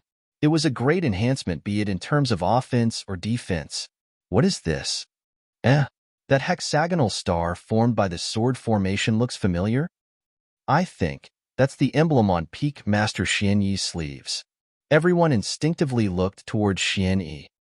By now, Xianyi had already stood up and was visibly emotional as he nodded. Good. Well done. You have actually managed to master the hexagonal sword formation. All other 4 peak masters let out looks of disbelief. There was only a single sword formation master within the sect, Xianyi. As golden cores, they naturally knew how difficult it would be to become sword formation masters. The hexagonal emblem etched on Xianyi's sleeves was a display of his pride. And now, the hexagonal sword formation has appeared once more. However, it came from the hands of a chi refinement warrior that shocked everyone. Ethereal Peak, within Ethereal Palace. Sect Master Ling Yun's heart skipped a beat as he suddenly opened his eyes. A strange glint flashed in his eyes as he murmured, "The hexagonal sword formation?" Above the clouds in the skies of Array Peak, a gigantic pair of wings were faintly visible. A pair of eyes were also silently watching everything unfold in the spirit arena. Foo-foo, that lad. Not bad at all. Chapter 130. Defeat? Forced Foundation Establishment. Chapter 130. Defeat? Forced Foundation Establishment. The 6 flying swords formed the hexagonal star sword formation, and a bedazzling light of formation patterns blocked in front of Su Zimo. Feng Haoyu's attack was extremely swift as shadows were produced endlessly from his sword. It was difficult to distinguish where the sword was through vision anymore. However, the advantage of a sword formation was reflected at this moment as well. The sword formation formed by 6 flying swords was enough to block Su Zimo's body entirely. Feng Haoyu's attack that came right for him would definitely hit the sword formation. Clang. True enough. A crisp sound was produced when Feng Haoyu's flying sword struck the sword formation. Both sides exerted their strength. Break it. Feng Haoyu controlled the flying sword and injected spirit chi continuously. His eyes were wide with anger as his body trembled. He was using his full strength to break the hexagonal sword formation's defense. Behind the sword formation, Su Zimo was calm as usual. He pushed his hands forward and twisted them. The light of the formation pattern shone. Instantly, the hexagonal sword formation spun and sent Feng Haoyu's sword flying in the blink of an eye. It's impolite not to reciprocate. Feng Haoyu, have a taste of my sword formation's power too. Let's see if your secret skill can block this. Su Zimo stopped the hexagonal sword formation from spinning and pointed forth with his finger. In midair, the blinding light of the gigantic hexagonal sword formation tore through the voids and smashed towards Feng Haoyu. All disciples of the Five Peaks felt their hearts pounding as they watched with bated breath. Everyone realized that this may very well be the move that reveals the outcome of the fight. At that moment, the Five Peak Masters were solemn as well. The hexagonal sword formation was considered as a Grade 2 formation. Even with the sect's secret skill, Feng Haoyu was unable to face the might of the hexagonal sword formation head-on. From the point of view of the Golden Cores, Feng Haoyu had no chance of winning at all. If Feng Haoyu were to give up on defense at that moment and continued to control his flying sword to unleash the sect's secret skill to strike at Su Zimo, he might stand a shot at victory. However, that would require a kind of fearlessness to cast life and death aside. In a flash, Feng Haoyu's expression changed. Feng Haoyu subconsciously chose to defend himself against the terrifying might of the approaching hexagonal sword formation. Go! Conjuring the ethereal sword art, Feng Haoyu injected all the spirit chi he had into his flying sword to defend against the incoming hexagonal sword formation. When he saw that, Wen Xin sighed gently with a look of disappointment. He was defeated. If Feng Haoyu chose to fight head-on, this was a fight he was bound to lose. Bam! The flying sword smashed against the hexagonal sword formation, and it exploded with a loud boom. Sparks flew as a surge of heat spread out. The sword formation trembled and almost dispersed. However, it soon stopped quivering and stabilized. As for Feng Haoyu's sword, it was repelled entirely. The hexagonal sword formation paused for a slight moment before continuing to crush forward. Ah! Gasps could be heard from the crowd as they saw this. Everyone realized that this elite who had won first place in yesterday's Spirit Peak face-off might very well be defeated. Right then, Feng Haoyu reached inside his storage bag and swallowed a chi rejuvenation elixir. Summoning his silver shield, he roared and pushed forward. Clang! Clang! Clang! The hexagonal sword formation spun and struck at the silver shield repeatedly. With every single strike, Feng Haoyu would be knocked a step back and his face would turn frielier while his body trembled violently. Bang! The hexagonal sword formation was finally dispersed. At the same time, Feng Haoyu was also sent flying. He fell from the spirit arena and rolled a couple of times on the ground. Clothes filled with mud. He looked extremely wretched. Wen Xin closed his eyes. The disheveled old man heaved out a long sigh of relief. There was silence in the crowd. After a while, little Fatty waved his fists and let out a cheer. Shui and the others looked excited and could not suppress their excitement. A Weapon Peak disciple had defeated the number 1 of Spirit Peak. This was something that had never happened in the thousands of years of history of the sect. Furthermore, it was a defeat with a level difference.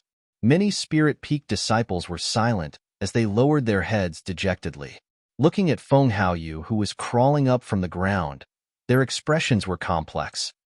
It wasn't because the number 1 of Spirit Peak this year wasn't strong enough. On the contrary, the number 1 of Spirit Peak this year was much stronger than previous years because Feng Haoyu was already cultivating the sect's secret skill while being in Qi condensation realm. However, to their helplessness, Weapon Peak had produced an even more terrifying disciple. A genius in both elixir and weapon refinement, he even became a sword formation master and managed to release a Grade 2 sword formation, taking down Feng Haoyu in a single move. It was said that Qi refinement warriors' fighting techniques were relatively simple. However, this fight was full of twists and turns with both parties revealing their trump cards. It was truly an eye-opener for many disciples. Su Zimo put away his flying swords, and his expression showed a hint of exhaustion. Even though a sword formation was strong, controlling 6 flying swords at the same time drained a lot of spirit chi. By now, the spirit chi within his body had dried up. Fufufu. Right then, a sinister laugh sounded from beneath the spirit arena, attracting countless gazes. I haven't lost yet. Feng Haoyu slowly stood up with blood still oozing from the corner of his mouth. His expression was deranged and his eyes were filled with madness. Just as Su Zimo was about to leave the spirit arena, he heard that statement. He paused in his tracks and frowned, looking over. Feng Haoyu retrieved a jade bottle from his storage bag and poured out a pill. Rearing his head, he swallowed it before declaring coldly, "Su Zimo, you will definitely lose today." "What is that?" "I think it's a Foundation Establishment elixir. Senior brother Feng is trying to forcefully reach Foundation Establishment." When he saw that, the disheveled old man stood up and said grimly, "Wen Xian, aren't you going to stop him?" The Five Peaks face-off is a spar between cultivators of the same realm. If Feng Haoyu were to reach a Foundation Establishment realm before fighting Su Zimo, what would that amount to? Wen Xian closed his eyes and struggled inwardly, looking hesitant. He knew that even if Feng Haoyu managed to defeat Su Zimo as a Foundation Establishment cultivator, it wouldn't be a glorious victory. However, Feng Haoyu might not ever recover from this blow of defeat if he lost this battle. This was someone that he had chosen and even regarded as the future of the sect. Wen Xian couldn't bear it. Xianyi also persuaded, "Let the battle end here. This is against the rules." When he heard that, Wen Xian opened his eyes suddenly and yelled, "What are rules? This is not a fight for the Five Peaks face-off. It's a personal feud between the both of them. Even if Haoyu becomes a Foundation Establishment cultivator, that's his own strength. Also, Xianyi, the hexagonal sword formation is a grade 2 formation. Who are you to talk about rules by imparting it to Su Zimo beforehand?" Xianyi frowned and shook his head. "The reason why I imparted Su Zimo the hexagonal sword formation was because he had the right to learn." Actually, Xianyi's statement had already vaguely revealed who the challenger who cleared the 10 formations pagoda was. However, in the heat of the moment, both Wen Xian and the disheveled old man did not think too much of it and naturally could not comprehend the hidden meaning behind Xianyi's words. Wen Xian flicked his sleeves and said, "If not for the hexagonal sword formation, Su Zimo would have been defeated by now. Since he was the one who broke the rules first, who's to stop Haoyu from fighting Su Zimo again after advancing to be a Foundation Establishment cultivator?" "Wen Xian, are you crazy?" The disheveled old man could not help but scold. "What's there to fight if Feng Haoyu advances to become a Foundation Establishment cultivator? Why don't you go and fight a nascent soul perfected lord then?"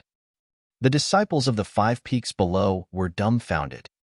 For the Peak Masters to argue over a fight between Chi Refinement warriors, that was something that was even more exciting than the battle earlier. "All right, that's enough. All the disciples below are watching. Can you guys behave like the elders you are?" The cold lady frowned and persuaded. Chapter 131. Not even at Foundation Establishment. Chapter 131. Not even at Foundation Establishment. Feng Haoyu was long already at perfected Qi condensation and could naturally advance to Foundation Establishment realm at any moment. However, he had not expected that he would make a breakthrough during his fight against Su Zimo. It seemed a little hasty. If it was anyone else, they might fail in their advancement to Foundation Establishment. However, Feng Haoyu was different. In terms of endowment or spirit root, he was the cream of the crop. Even though he was already injured, he had the confidence of reaching Foundation Establishment realm in one fell swoop after consuming the Qi Rejuvenation and Foundation Establishment elixirs. As the Five Peak Masters argued, the medicinal essence of the Foundation Establishment elixir coursed through Feng Haoyu's body and surged into his dantian. Inside, his sea of Qi rumbled and spewed continuously. Through the power of the medicinal essence coupled with Feng Haoyu's control, the vast sea of Qi began to coagulate to the middle. The sea of Qi was shrinking within his body. However, the aura it emitted was even more terrifying. The difference between Qi condensation and Foundation Establishment was a huge leap. In the path of cultivation, every crossing of a realm would bring about a significant change to one's strength. This was the reason why things like defeating an opponent of different levels was mostly only possible within the same realm. When the difference is a realm apart, it was difficult to take down an opponent. That was also the reason why cultivators would have a change in title after a breakthrough in realm. Cultivators at Qi Condensation Realm were called Qi Refinement Warriors. As for Foundation Establishment Cultivators, they were called Cultivator Warriors.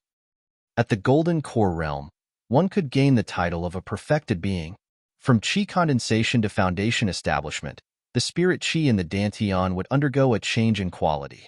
Instead of Qi, it would be transformed to a liquid state.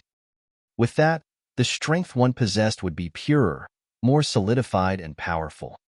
Using that as a basis, one could then learn and unleash the various types of power spirit arts in the cultivation world. Right now, that transformation was happening within Feng Haoyu's body.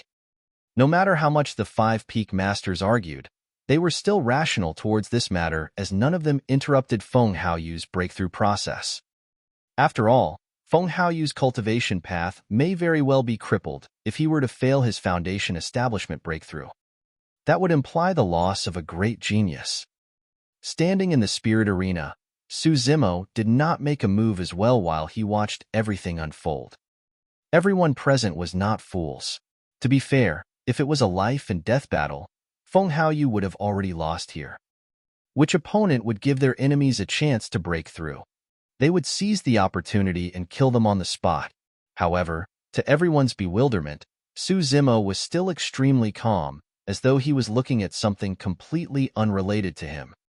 An unknown period of time passed. The vast sea of qi within Feng Haoyu's Dantian disappeared, transforming into a drop of liquid. An even more terrifying aura spread out slowly, rippling through the crowd. From its size, that drop of spirit liquid was small. However, in terms of power, it was many times larger than the sea of qi. Feng Haoyu let out a long sigh. By the time he walked back into the spirit arena, he had gone through a complete transformation. His aura was incomparably sharp with a torrential fighting spirit. Smiling, Feng Haoyu asked, Su Zimo, you don't have much spirit qi left in you after controlling those 6 flying swords, right? Su Zimo did not reply and merely looked at Feng Haoyu silently.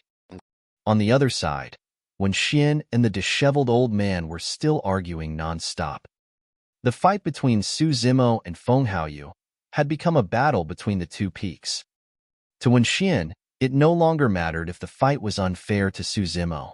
Feng Haoyu was a disciple of Spirit Peak and this year's #1 to boot. He must not lose. What Wen Xian did not realize was that his attitude provoked the injustice in Su Zimo's heart. Since you want to let Feng Haoyu win, very well. I'll have him lose. Not just a loss. I'll have him suffer a complete defeat. Feng Haoyu waved his sleeves and his flying sword that had fallen nearby turned into a stream of light, returning to his side. The mere act of summoning his flying sword left many disciples' hearts palpitating. It was too fast. Now that he was a Foundation Establishment cultivator, Feng Haoyu's sword kinesis speed was more than twice as fast. Coupled with the support of his wind attribute alongside the sect's secret skill, Ethereal Sword, which Qi Refinement Warrior could defend against Feng Haoyu's next attack. Defending aside, they may not even be able to dodge it. The disheveled old man laughed coldly. No longer arguing with Wen Xian, he declared loudly, Su Zimo, let's not fight anymore. Since he wants the victory to be in Spirit Peak's name, so be it. It doesn't matter. Everyone knows who won or lost. With that, the disheveled old man left his seat and walked towards the spirit arena while remarking, what an eye-opener. A Foundation Establishment cultivator actually has the cheek to fight against a Qi Refinement Warrior. Some people truly know no shame. Wen Xian's expression turned ugly. If Su Zimo had admitted defeat, he wouldn't have forced the fight to continue. When Feng Haoyu heard the disheveled old man's words, his cheeks burned with shame as well. Suddenly, Su Zimo laughed and asked, Master, it's already embarrassing enough for Foundation Establishment cultivators to pick a fight against Qi Refinement Warriors. But wouldn't it be even more embarrassing if they lose? The disheveled old man froze for a moment and paused in his tracks. He did not understand what Su Zimo meant. Su Zimo clenched his fists. His eyes shone brightly as he declared loud and clear, Feng Haoyu, let me tell you, even at Foundation Establishment, you can't beat me. Such arrogant words. Prepare to die. A trace of ruthlessness flashed through Feng Haoyu's eyes. Conjuring a sword art in both hands, he hollered as his flying sword suddenly burst forth, leaving shadows in its wake. The sword chi was like ice that sent shivers down one's spine. Ah! A wave of shock and astonishment could be heard from the crowd. That strike was way too fast. Everyone had merely felt a flash before their eyes, and the flying sword had already pierced right in front of Su Zimo. But the next moment, everyone's exclamation stopped. The disciples of the Five Peaks discovered in shock that out of nowhere, Su Zimo had disappeared from where he was too. Bang! Suddenly, a loud bang echoed from the spirit arena. A footprint appeared where Su Zimo was originally standing, shattering the surrounding stone slabs and leaving a spiderweb-like crack. Everyone focused their attention. In midair, a green shadow burst towards Feng Haoyu with lightning speed. A crisp sound rang out as the flying sword crossed with that shadow. If the sword had pierced Su Zimo, it would definitely flash with a bloody glow. However, there were no traces of blood on the spirit arena. He had dodged it. Su Zimo had actually managed to dodge an attack of a Foundation establishment cultivator using the sect's secret skill. But what was that crisp sound earlier on?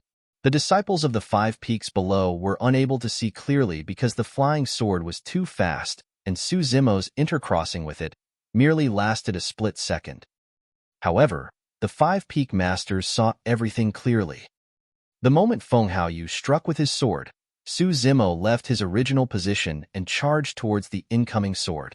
Right as the sword was about to stab him, Su Zimo suddenly made an extremely strange dodge in midair and barely avoided the flying sword. It was a mere centimeter gap.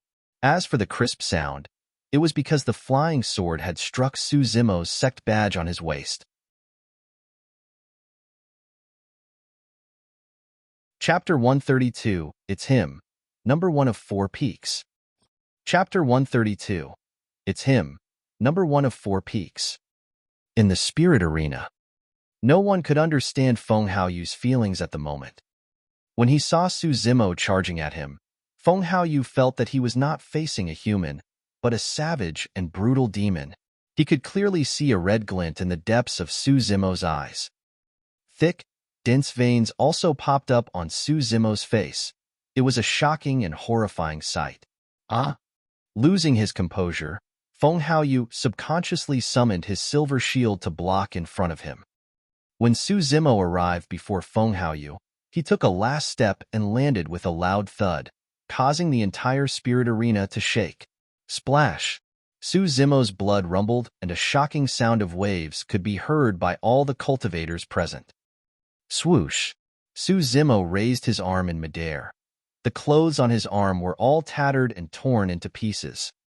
What appeared before everyone was a muscular arm as thick as a python with green veins popping out and intertwining with the flesh. It was as though water was gushing forth with an explosive amount of power. When his fist was thrown out, his flesh expanded once more and it looked like a gigantic stamp was falling to the ground with a shocking aura. At that moment, everyone had an illusion. Even though Feng Haoyu was a Foundation establishment cultivator, he was insignificant as an ant against Su Zimo's fist. Bam! The fist met with the silver shield and let out a deafening, earth-shattering explosion. The disciples felt their hearts pounding alongside the explosion as they could not help but gulp. Crack, crack, crack.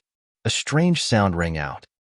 First, a gigantic crack appeared on the silver shield in Feng Haoyu's hands. It then slowly spread out and covered the entire shield. Shattered. An inferior-grade spirit weapon was shattered by Su Zimo with his bare hands. The crowd was dead silent. Everyone watched this horrifying scene with widened eyes and even forgot to breathe. Falling far away from the spirit arena, Feng Haoyu rolled a couple of times on the ground and coughed out blood. Closing his eyes, his face was pale and it was unknown if he was alive or dead. Things had ended just like that. Everything had changed so quickly that it caught everyone off guard. This was initially Feng Haoyu's victory after he had advanced to Foundation Establishment realm. However, The tides were suddenly turned as he was sent flying out of the spirit arena with just a punch from Su Zimo. Everyone's first reaction was that Su Zimo had cultivated some extremely powerful body tempering technique.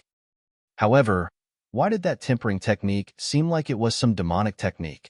By now, the blood on Su Zimo's face had faded away gradually. However, all the cultivators had witnessed the scene just now. In the spirit arena, Su Zimo lowered his head and calmed his blood repeatedly.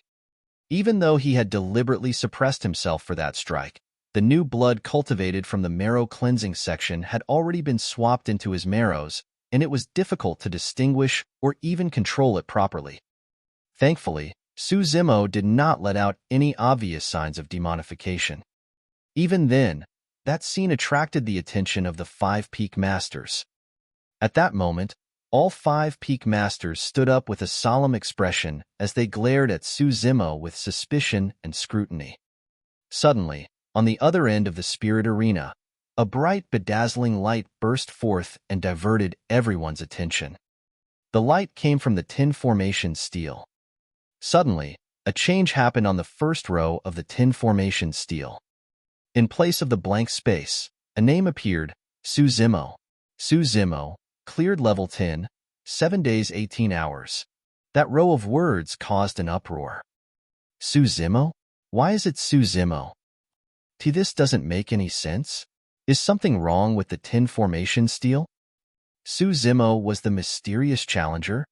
Disciples of the 5 Peaks were so shocked that they couldn't speak properly. Suddenly, a disciple yelled, "Guys, look! That's Su Zimo's sect badge." Everyone looked down. At the feet of the 10 formation steel was an inferior-grade flying sword and a sect badge. That flying sword belonged to Feng Haoyu. As for the sect badge, it was Su Zimo's. "I've got it!" Someone suddenly shouted. When Senior Brother Feng and Junior Brother Su exchanged blows earlier on, Senior Brother Feng's flying sword knocked Junior Brother Su's sect badge off, and it struck the 10 formation steel by coincidence. At that, everyone finally understood. But then, everyone was shocked by an even more unacceptable fact. Su Zimo was the mysterious challenger. That meant that he should have been the number 1 of Array Peak this year. Since Spirit Peak's master had previously forbidden Su Zimo from entering Spirit Peak, he was unable to take part in the face-off. However, Su Zimo had defeated the number 1 of Spirit Peak today. That was akin to him being this year's number 1 of Spirit Peak. Coupled with Elixir and Weapon Peaks, Su Zimo had achieved the unprecedented number 1 of 4 peaks. The way everyone looked at Su Zimo gradually changed. They could no longer use the term genius for someone like that. He was a monster. Little Fatty was completely stumped. He could not help but recall Su Zimo once mentioning casually in his cave abode that it was nothing to clear the formations. Back then, he was displeased and even told Su Zimo earnestly to be humble and to keep a low profile. "Bro, this is being way too humble," Little Fatty cried. However, he knew that this was not Su Zimo's fault. Su Zimo had mentioned that he was the mysterious challenger as well. However, Little Fatty was the one who did not believe him, thinking that it was a casual remark. Zhong, one of Array Peak, chuckled bitterly and murmured to himself, "I've made countless guesses as to who you are. Yet, I would have never imagined that you were a disciple of another peak. Someone who had joined the sect for less than a year to boot." Sigh. A strange glint appeared in Long Ro's eyes as she could not help but wonder internally, given more time, would you take away my position as number 1 of Talisman Peak 2? The many disciples aside, even the 4 Peak Masters were stunned. Because Xianyi already knew about it, he was not taken aback. However, the other 4 Peak Masters were filled with disbelief. When Xian looked towards Xianyi apologetically. At first, he misunderstood that Xianyi had broken the sect rules by imparting the hexagonal sword formation to Su Zimo without permission. Now, when Xian finally understood that Xianyi had done it because Su Zimo had earned the right to learn it, suddenly, when Xian recalled something even more important, with a swift motion, he appeared beside Feng Haoyu and checked the latter before heaving a sigh of relief. Feng Haoyu had merely fainted over and his life was not in danger. When Xin dug out an elixir from his storage bag and popped it into Feng Haoyu's mouth, he then raised his head and looked at Su Zimo in the spirit arena with burning eyes. Right now, Su Zimo had already calmed his blood and returned to normal. Even though the 5 peak masters said nothing, they required an explanation from Su Zimo. Otherwise, even if he was the number 1 of 4 peaks and an unprecedented monstrous genius, they would absolutely not retain him. Chapter 133, Thunderclap Valley. Chapter 133, Thunderclap Valley. Regarding Su Zimo's matter, the 5 peak masters had a tacit understanding. He had cultivated some sort of body-tempering technique, and it was an extremely terrifying one, such that he had the power to defeat an early-stage Foundation establishment cultivator. But of course, it could not be denied that Feng Haoyu's Foundation was unstable, since he had just advanced to Foundation establishment realm. Furthermore, he was unprepared. Even though Su Zimo had won this fight, all 5 peak masters felt that the outcome would be indeterminate if they were to fight again. Firstly, it was worth suspecting the origins of this body-tempering technique. Something so terrifying could very likely be a secret of some sect out there, similar to Ethereal Sword. If that was the case, they would have to think about Su Zimo's background and identity. Could he be sent by other sects to hide in Ethereal Peak? Did he have some ulterior motive for joining Ethereal Peak? That was something intolerable for any sect. If they were to discover a spy, a light punishment would be to maim him of his cultivation or kick him out of the sect. Even a heavy punishment of killing him outright was considered to be normal. Secondly, that body-tempering technique did not seem as though it was from the orthodox path. Instead, it seemed like a demonic technique. If that was the case, and it was proven that Su Zimo was someone of the demonic path, all the more he shouldn't be kept. Despite admiring his talents, all 5 peak masters would have him killed on the spot.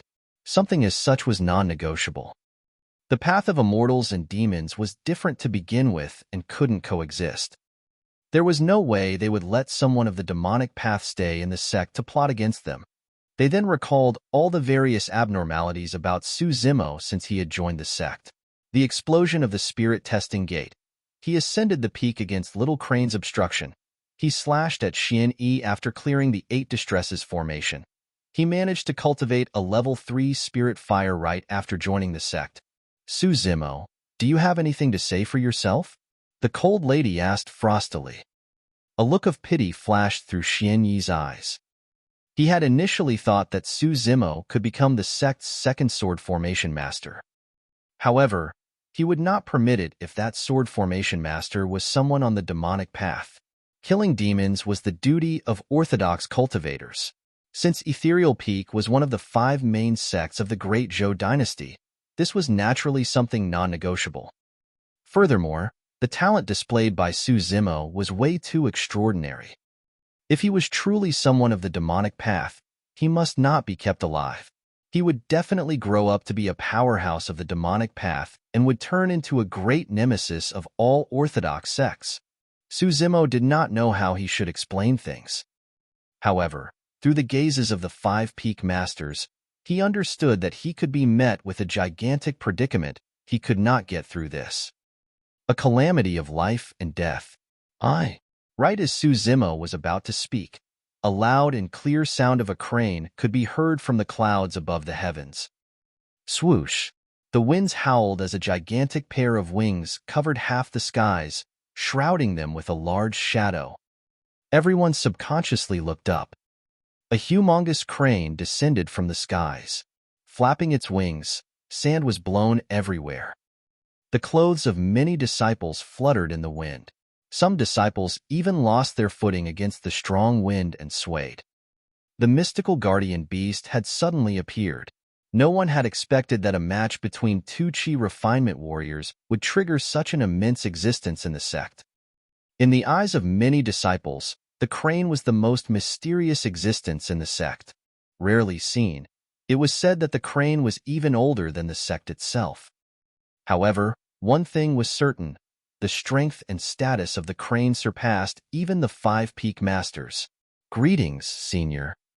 Instantly, the five peak masters bowed respectfully at the arrival of the crane. Hovering in midair, the crane did not move and swept its gaze across the crowd, finally fixing it on Suzimo. Suddenly, it spoke in human language. "Weapon Peak Disciple, Suzimo, has resulted in chi deviation from his training. He shall be punished to an indefinite seclusion in Thunderclap Valley to reflect on himself." Everyone was stunned. The five peak masters were equally stumped.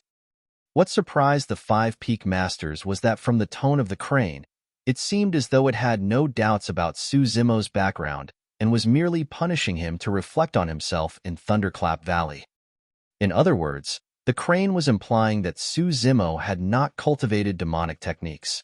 He had merely made a mistake in his path of cultivation, resulting in a chi deviation. However, the contradiction was that if Suzimo's background and cultivation techniques were normal, there was no need to punish him at all, let alone send him to Thunderclap Valley to reflect on himself. If there was nothing wrong, why should he reflect on himself? If it was a mere chi deviation, all he had to do was to cultivate in seclusion within his cave abode with extra caution, so that he could stabilize his foundation. Upon hearing the words Thunderclap Valley, the five peak masters exchanged strange glances. They simultaneously thought of someone.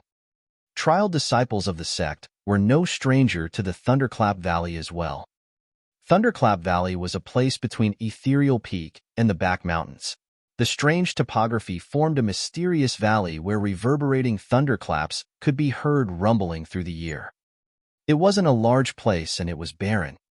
Every rainy day, it would even bring forth countless thunderbolts. Due to the thin presence of spirit chi alongside the endless thunderclaps, it was impossible for one to cultivate within. Being sent to Thunderclap Valley was a punishment akin to being kicked out of the sect. Suddenly, little Fatty recalled something and mumbled to himself, "It's over. It's over. I already told Bro that he should release Little Crane. This is bad. This big crane must be making use of this opportunity to punish Bro." Naturally, Little Fatty knew that Little Crane was trapped in front of Suzimo's cave abode. Some disciples also recalled that Suzimo had once bullied Little Crane before he entered the sect. Now that the sect's guardian had descended personally, they could not help but relate both matters. Hee, that Suzimo sure is unlucky. He had just gotten first place of 4 peaks. Before he can do anything, he's already being thrown to Thunderclap Valley. Some disciples in the crowd laughed. It should be fine. He'll still be equally powerful when he returns. Didn't you pay attention to the main point of Senior Crane? That person continued. Senior Crane mentioned an indefinite amount of time for him to reflect on himself. That means that Suzimo will not be able to leave without Senior Crane's permission. It can't be that ruthless, right? Another disciple jumped in fright. That person shrugged and said, even if that's not the case, he won't be able to cultivate within. If it locks him for a good 10 years, we'll all be Foundation Establishment cultivators and intersect disciples by the time he comes out. Even if he's the number 1 of 4 peaks, so what? He'll still be just a level 9 chi refinement warrior. Many disciples could not help but feel secretly alarmed when they heard that. Suzimo remained silent in the spirit arena. In truth, he knew very well that the crane was not sending him to Thunderclap Valley as a punishment. If it wanted to punish him, it could have done so long ago, and without any reason in fact. Why wait till now? Besides, Suzimo had a vague feeling. The crane was doing this to save him. If it had not appeared, he would either be maimed of his cultivation, kicked out of the sect, or killed on the spot. However, there was something that puzzled Suzimo as well. If the crane merely wanted to save him, why send him to Thunderclap Valley? Why was it doing this?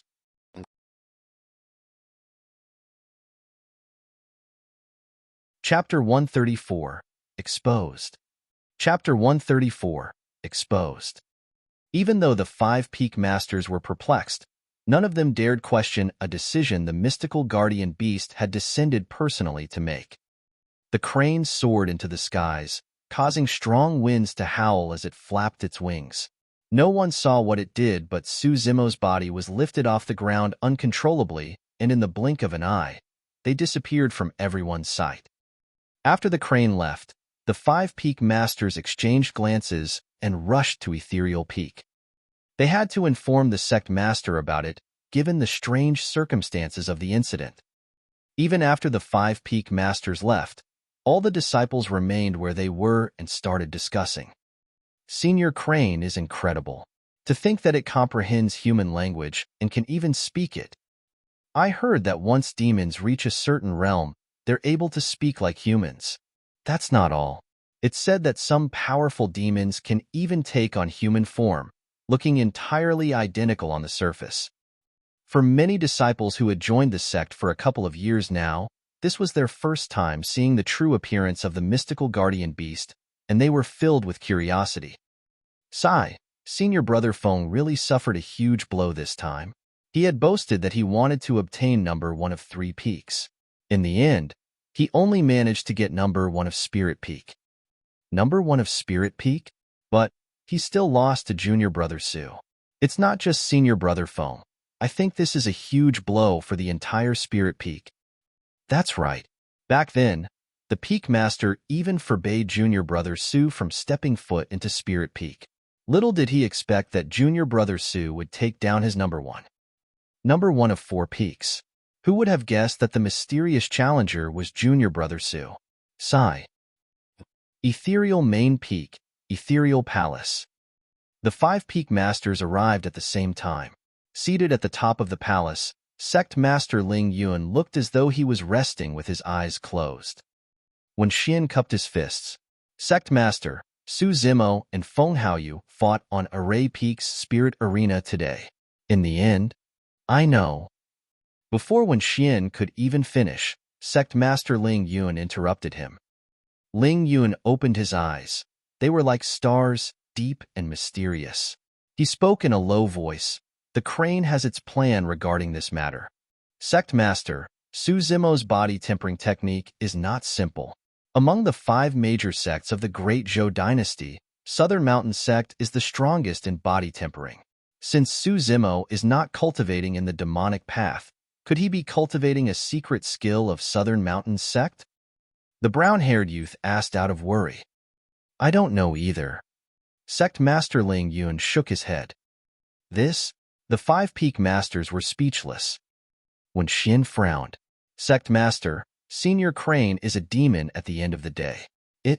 Ling Yun's expression changed, and his gaze suddenly turned extremely sharp. Narrowing his eyes, he asked, Wen Xian, what are you trying to imply? A suppressive aura surged forth from him as Wen Xian's face turned pale, and he no longer dared to continue. The tension within Ethereal Palace turned extremely oppressive and cold all of a sudden. After a moment, Xian spoke, Sect Master, Wen Xian meant no harm. It was just that Su Zimo's behavior reminded us of that person back then. If Su Zimo is just like him, we'll have to keep an eye on him from now on. There's no need to worry. Leave this matter to the crane.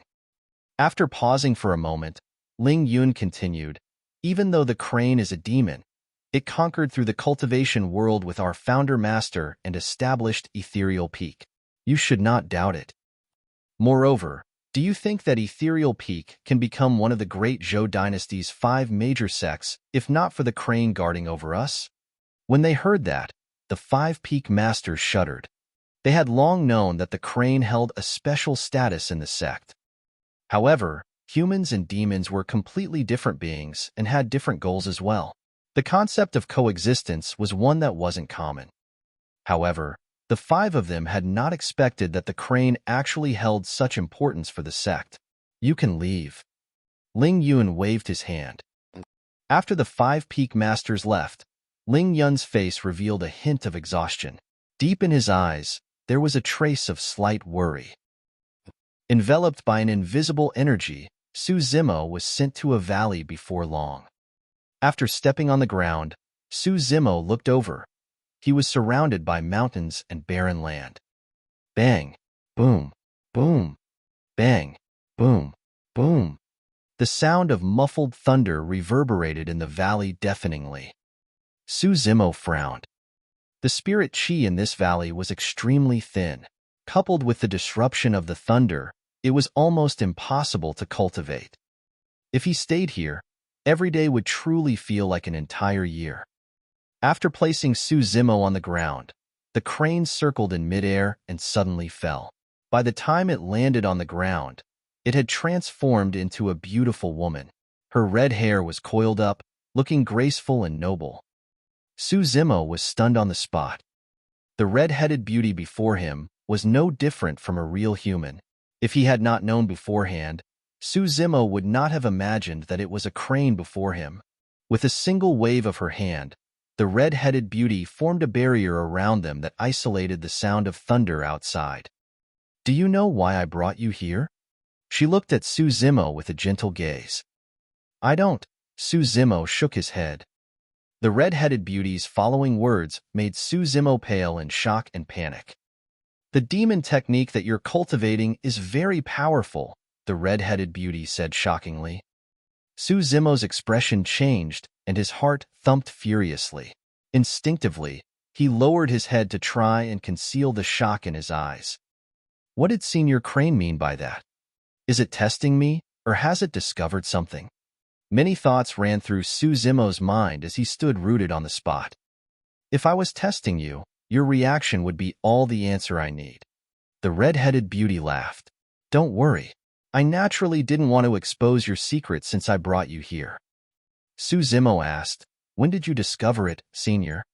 "Half a year ago. You knocked out a Spirit Peak disciple with a single push. Even though it was momentary, you let out the blood aura of a demon. While others may not notice it, a demon like me is naturally extremely familiar with that aura," the red-headed beauty explained. After pausing for a moment, she continued, "You are still human now, but with the passage of time, you will completely turn into a demon once your blood is completely swapped with the newly generated demon blood. By then, you will lose all traces of your humanity." Su Zimo remained silent. This was something he had realized as well. Otherwise, he wouldn't have stopped cultivating the marrow cleansing section in the past half a year. No matter what, Su Zimo was still human. Even if he cultivated the mystic classic of the 12 demon kings of the great wilderness, he did not wish to transform into a demon. As though she could read his mind, the red-headed beauty said once more, "Even if you stop cultivating that demon technique, your body is already infused with demon blood. If you aren't careful, you will be exposed. I'm sure I don't need to explain what would happen if you get exposed." Su Zimo nodded. If they knew that he was a demon, the sect would either kill him or force him into a blood oath to become someone's spirit beast. Even if he escaped from the sect, Su Zimo would have a hard time advancing in the cultivation world. All cultivators out there only deployed those two methods towards demons.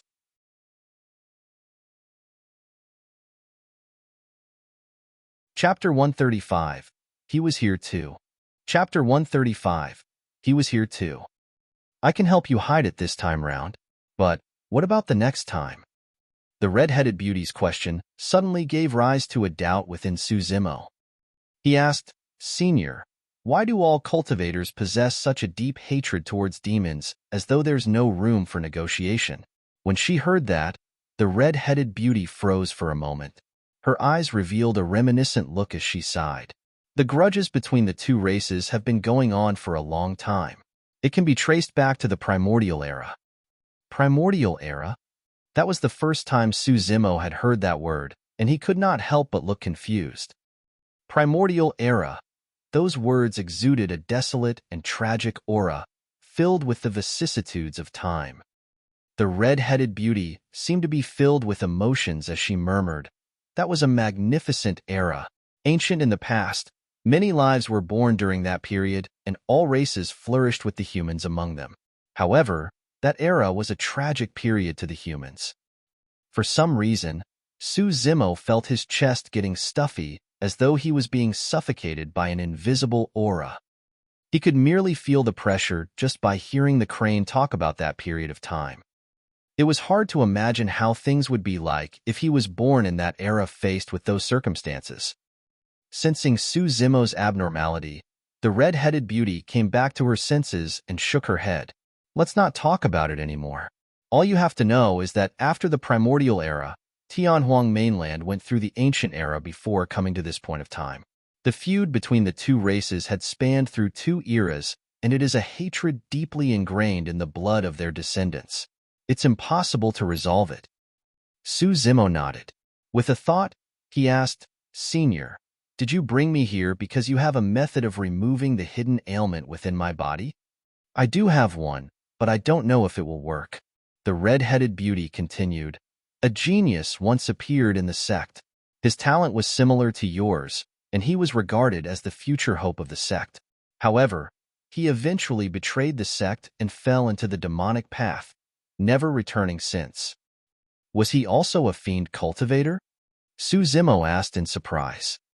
No. The red-headed beauty shook her head. He had an eccentric personality and was extreme in his methods. After he showed signs of entering the demonic path, the sect realized it and locked him here in seclusion to reflect on himself. True enough, with the Thunderclaps here, he managed to cleanse the demonic chi from his body. Su Zimo asked, What you mean to say is that I'm able to remove the demonic chi in blood through the help of thunder? The red-headed beauty nodded. Pausing for a moment, she continued, However, the demonic technique you're cultivating is extremely powerful. I don't know if this idea will work. But how do I make use of the thunder? I don't understand it all. Su Zimo looked confused. I don't know about that either. Su Zimo was speechless. Could he cleanse the demonic chi in his body just by sitting here and listening to the rumbling thunder? The red-headed beauty said once more, Thunder is one of the most ferocious types of energy and is extremely useful in suppressing demons. Beasts are innately afraid of fire while demons are innately afraid of thunder. Of all the powers, thunder reigns supreme.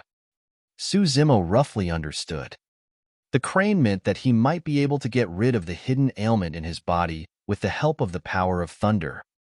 It was only a direction she was providing for him to work on. As to how to resolve it, she did not know entirely either. Right then, Su Zimo's heart stirred. He remembered something. After the weapon peak face-off, he had obtained the mystic gold silk armor. From the disheveled old man, he found out that the owner of the mystic gold silk armor was once a horrifyingly powerful being in the sect back then and was invincible across the Foundation establishment and Golden Core realms. However, the disheveled old man was unwilling to reveal more about that man, as though he had some reservations. Suddenly, Su Zimo asked, Senior, the genius that you mentioned, was he wearing a mystic gold silk armor back then which was a connate spirit weapon? A look of surprise flickered through the red-headed beauty's eyes as she asked, You actually know about this? Bingo! The powerful being mentioned by the disheveled old man was the same genius the crane was referring to. Senior, can you share with me about this person's past? Su Zimo suddenly felt a strong sense of curiosity towards this person. It's actually nothing much. The red-headed beauty chuckled. Ever since the sect set up the 8 Distresses formation, you were the second person to endure through it. He was the first. Su Zimo nodded. He had heard the disheveled old man mention this previously. Do you know how he managed to endure through it? The red-headed beauty asked. I don't know. The 8 Distresses formation is an illusion formation. In it, you will encounter countless people, many of whom will be your dearest kin. You will also experience life, death, illness, the 8 distresses of life. And that person, at that point, the red-headed beauty paused for a moment before continuing. He killed everyone he encountered within the illusion formation. Ah? Su Zimo was shocked and could not help but exclaim. Those who are trapped in the 8 distresses formation will not realize that they were in an illusion formation because everything they encounter would be too real. However, that person killed everyone in the illusion formation. How terrifying was that? Could it be that he has already discovered that he was in an illusion formation? Su Zimo asked. I'm not sure. The red-headed beauty shook her head. However, he had not started on chi condensation at that time, so he should not have realized it. Forget it. These are all history of the sect. Just listen with a pinch of salt. The red-headed beauty said, I vaguely guessed that you intend to cultivate both the immortality and demonic path in the future. However, that is a path no one had taken before and the future is unknown. The hidden ailment in your blood right now is only one of many. As you raise your cultivation realm, you will encounter even more trouble in the future, sigh. Suzimo was also aware of this. Right now, it was the wisest choice to stop cultivating the mystic classic of the 12 demon kings of the great wilderness. However, that cultivation technique held a special meaning to him. It was this technique that had changed Suzimo's life. In fact, it even changed the fates of many people around him as well. Most importantly, Daiyu had imparted it to him. At the thought of Daiyu, Suzimo could not help but compare her with the red-headed beauty before him. Daiyu should be a demon as well. Even though both of them could take on human form, Suzimo did not know whose cultivation was higher. Senior, if a person is born without a spirit root, are you able to help them plant one? Suzimo took a different approach instead of asking directly. After all, he did not know what cultivation realm Daiyu and Senior Crane before him was at. Plant spirit root? The red-headed beauty smiled. It's not just me. I don't think anyone in the entire Tianhuang mainland can do such a thing. Spirit root is something you are born with. If you don't have it, you don't have it. Being able to plant a spirit root into someone artificially is equivalent to changing that person's fate against the heavens. Who in the world can change anyone's fate? The red-headed beauty chuckled again. Perhaps even perfected immortals can't do that.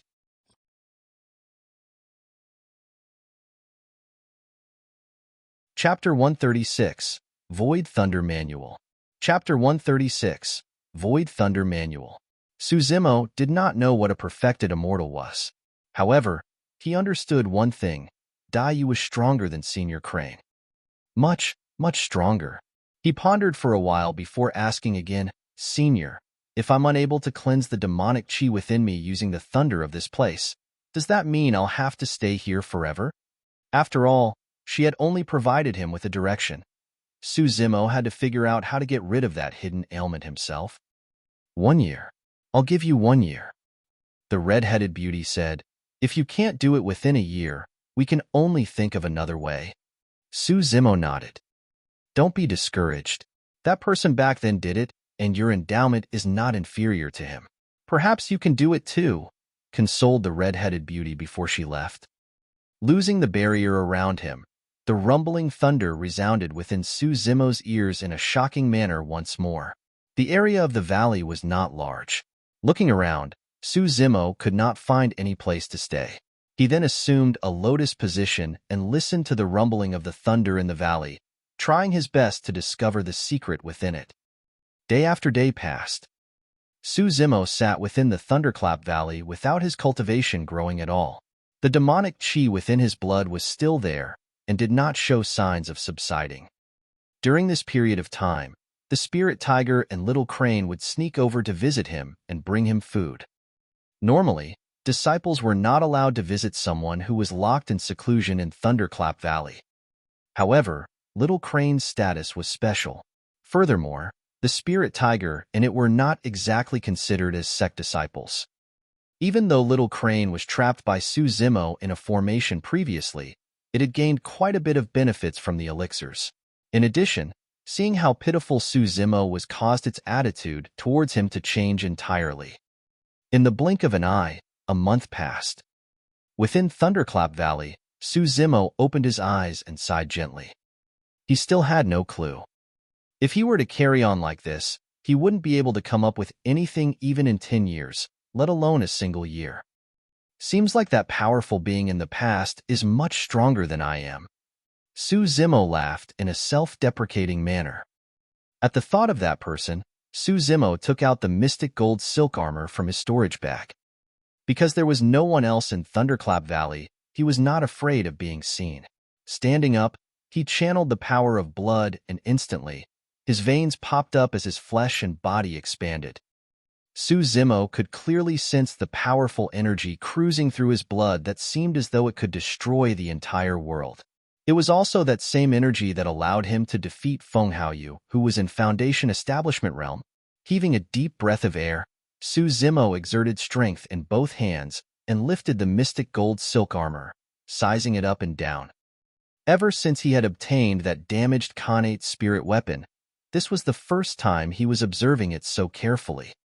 The mystic gold silk armor was very thin and extremely soft to the touch.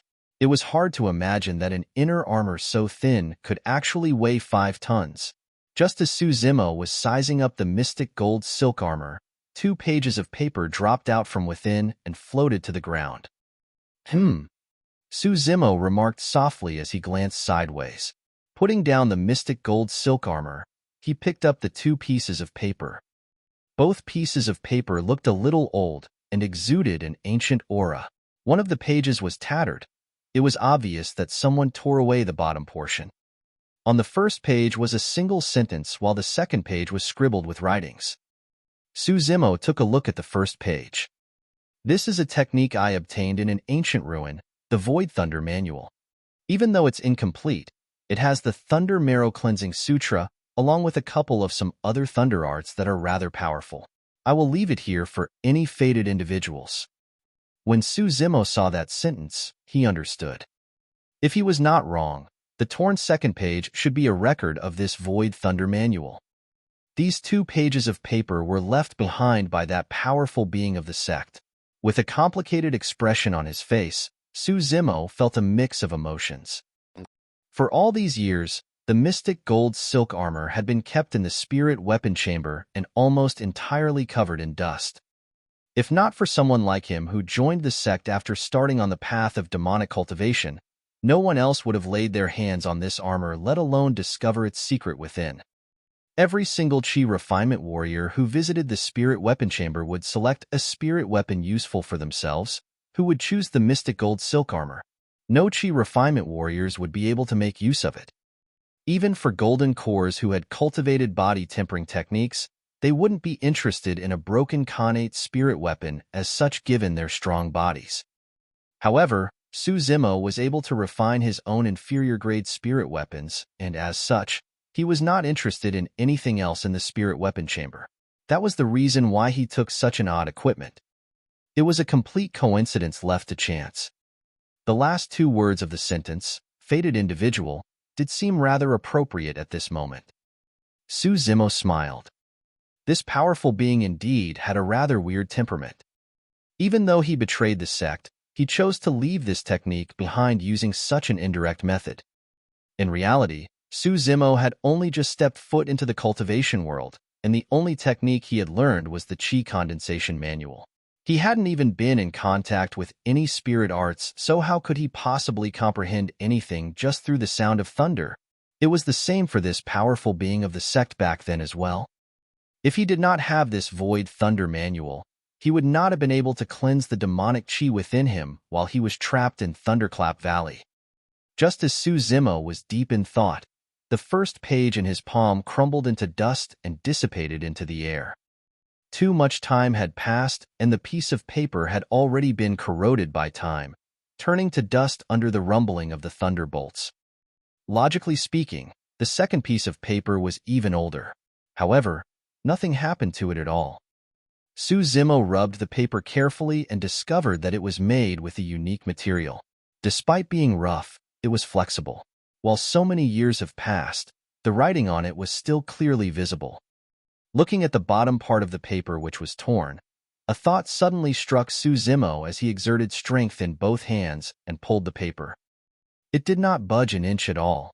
Right now, Su Zimo was in a demonic state and his strength was enough to even break a pseudo-spirit weapon apart. However, the paper was completely intact. Ancient ruin. Suddenly, he recalled this point that the powerful being made in his message and fell into deep thought. Through Senior Crane, Su Zimo knew that Tianhuang mainland had been through 2 eras, primordial and ancient. Since it was an ancient ruin, this Void Thunder Manual was very likely a technique left behind from the ancient era. Su Zimo's eyes lit up.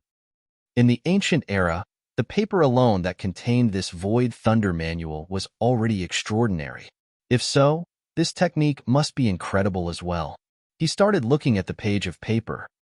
The first line of words, Thunder Marrow Cleansing Sutra, When he saw those 4 words, Su Zimo nodded. What he was cultivating right now was the marrow cleansing section of the mystic classic of the 12 demon kings of the great wilderness. This page detailed another marrow cleansing sutra as well.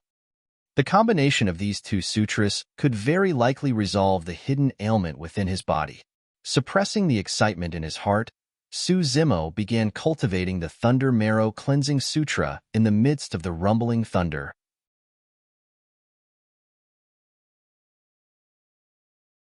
Chapter 137, Transformation. Chapter 137, Transformation. A few days later, within Thunderclap Valley, a green-robed scholar sat on the ground. Every single breath he took gave off an odd series of sounds. Huff and boom. If someone were to stand beside the green-robed scholar, they would be able to clearly hear the shocking sound of tigers and leopards through every single breath he took. Amidst the sound of tigers and leopards, there was a rumbling thunder sound as well. Treacherous and intense, the 2 completely different sounds shook at his bone marrow continuously, generating new blood. That caused his blood to churn and flow rapidly. Cultivating the Void Thunder Manual was easier than Su Zimo had imagined. If the marrow cleansing section of the mystic classic of the 12 demon kings of the great wilderness or the Thunder Marrow Cleansing Sutra of the Void Thunder Manual, the underlying concept was to make use of the sounds to vibrate the bone marrow such that the effect of cleansing and swapping new blood could be achieved. With the foundation of the marrow cleansing section coupled with the torn page of the sutra, Su Zimo was able to comprehend the profoundness before long. For anyone else, being in a strange place like Thunderclap Valley was something that would be extremely miserable. However, it rendered a godlike assistance for someone like Su Zimo who was cultivating the Thunder Marrow Cleansing Sutra. As time passed by, Su Zimo infused the Thunder Marrow Cleansing Sutra into the marrow cleansing section and created a unique breathing and expiration technique of his own tiger-leopard thunder sound. He could clearly feel the demonic chi within his body being cleansed away by the sound of thunder. However, the power within his blood was preserved perfectly. Moreover, his power of blood turned even stronger and terrifying with the help of the Thunder Marrow Cleansing Sutra. In just a month, Su Zimo had already achieved lesser mastery with the marrow cleansing section. According to the mystic classic of the 12 demon kings of the great wilderness, a lesser mastery of the marrow cleansing section enables the user to kill an early-stage foundation establishment cultivator with ease. In fact, they can even stand against mid-stage foundation establishment cultivators. However, Su Zimo's circumstances were different. Since the Thunder Marrow Cleansing Sutra enhanced his power of blood with an additional ferocious, thunderous power, he could even hold his own against late-stage foundation establishment cultivators. But of course, that was in terms of pure brute force. Strength was only one of the factors in a fight between cultivators. In the blink of an eye, Su Zimo had spent 3 months in Thunderclap Valley. To his delight, most of the demonic chi within his blood had been cleansed in this period of time. The new blood generated by cultivating the tiger-leopard thunder sound would contain demonic chi. However, it would be cleansed away by the thunder sounds at the same time. From now on, Su Zimo could not only continue to cultivate the mystic classic of the 12 demon kings of the great wilderness, he could even activate his power of blood without any additional considerations. This was going to be his greatest trump card. From this day forth, Su Zimo wore the mystic gold silk armor under his green robes and underwent arduous cultivation in Thunderclap Valley bearing the heavy load. Initially, he was not used to it. Wearing the mystic gold silk armor was akin to carrying a mountain on his back.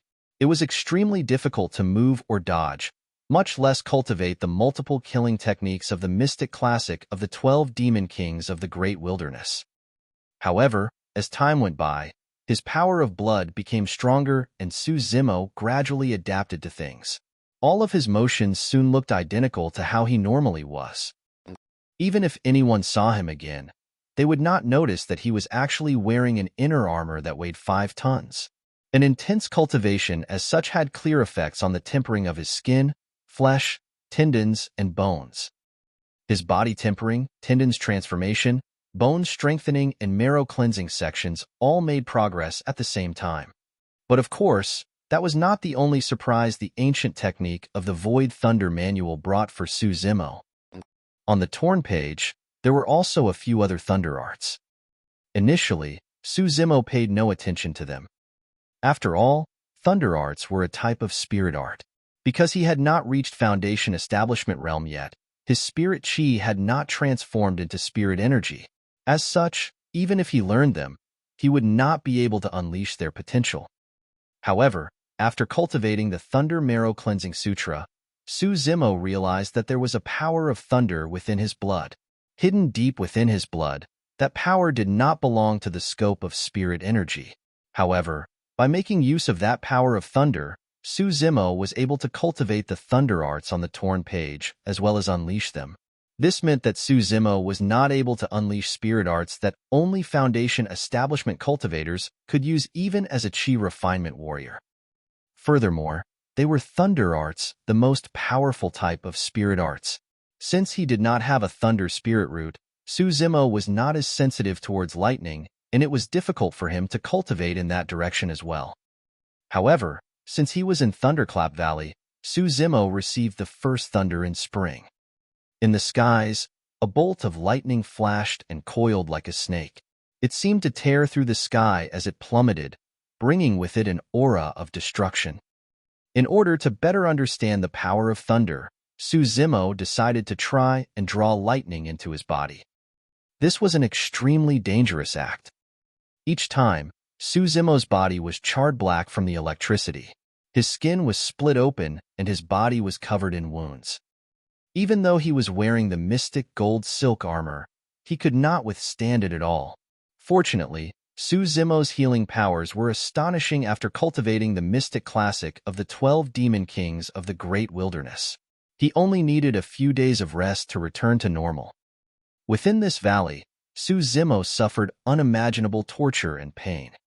He wanted to become stronger, strong enough to take revenge for Zhui Feng, strong enough to stand tall in front of Shun Mingqi once more, strong enough to pursue in Dai Yu's footsteps. Each time Su Zimo wanted to give him, he would recall what Dai Yu told him. To become one of the greatest, you have to work on the foundation and be willing to take hardship and serve others.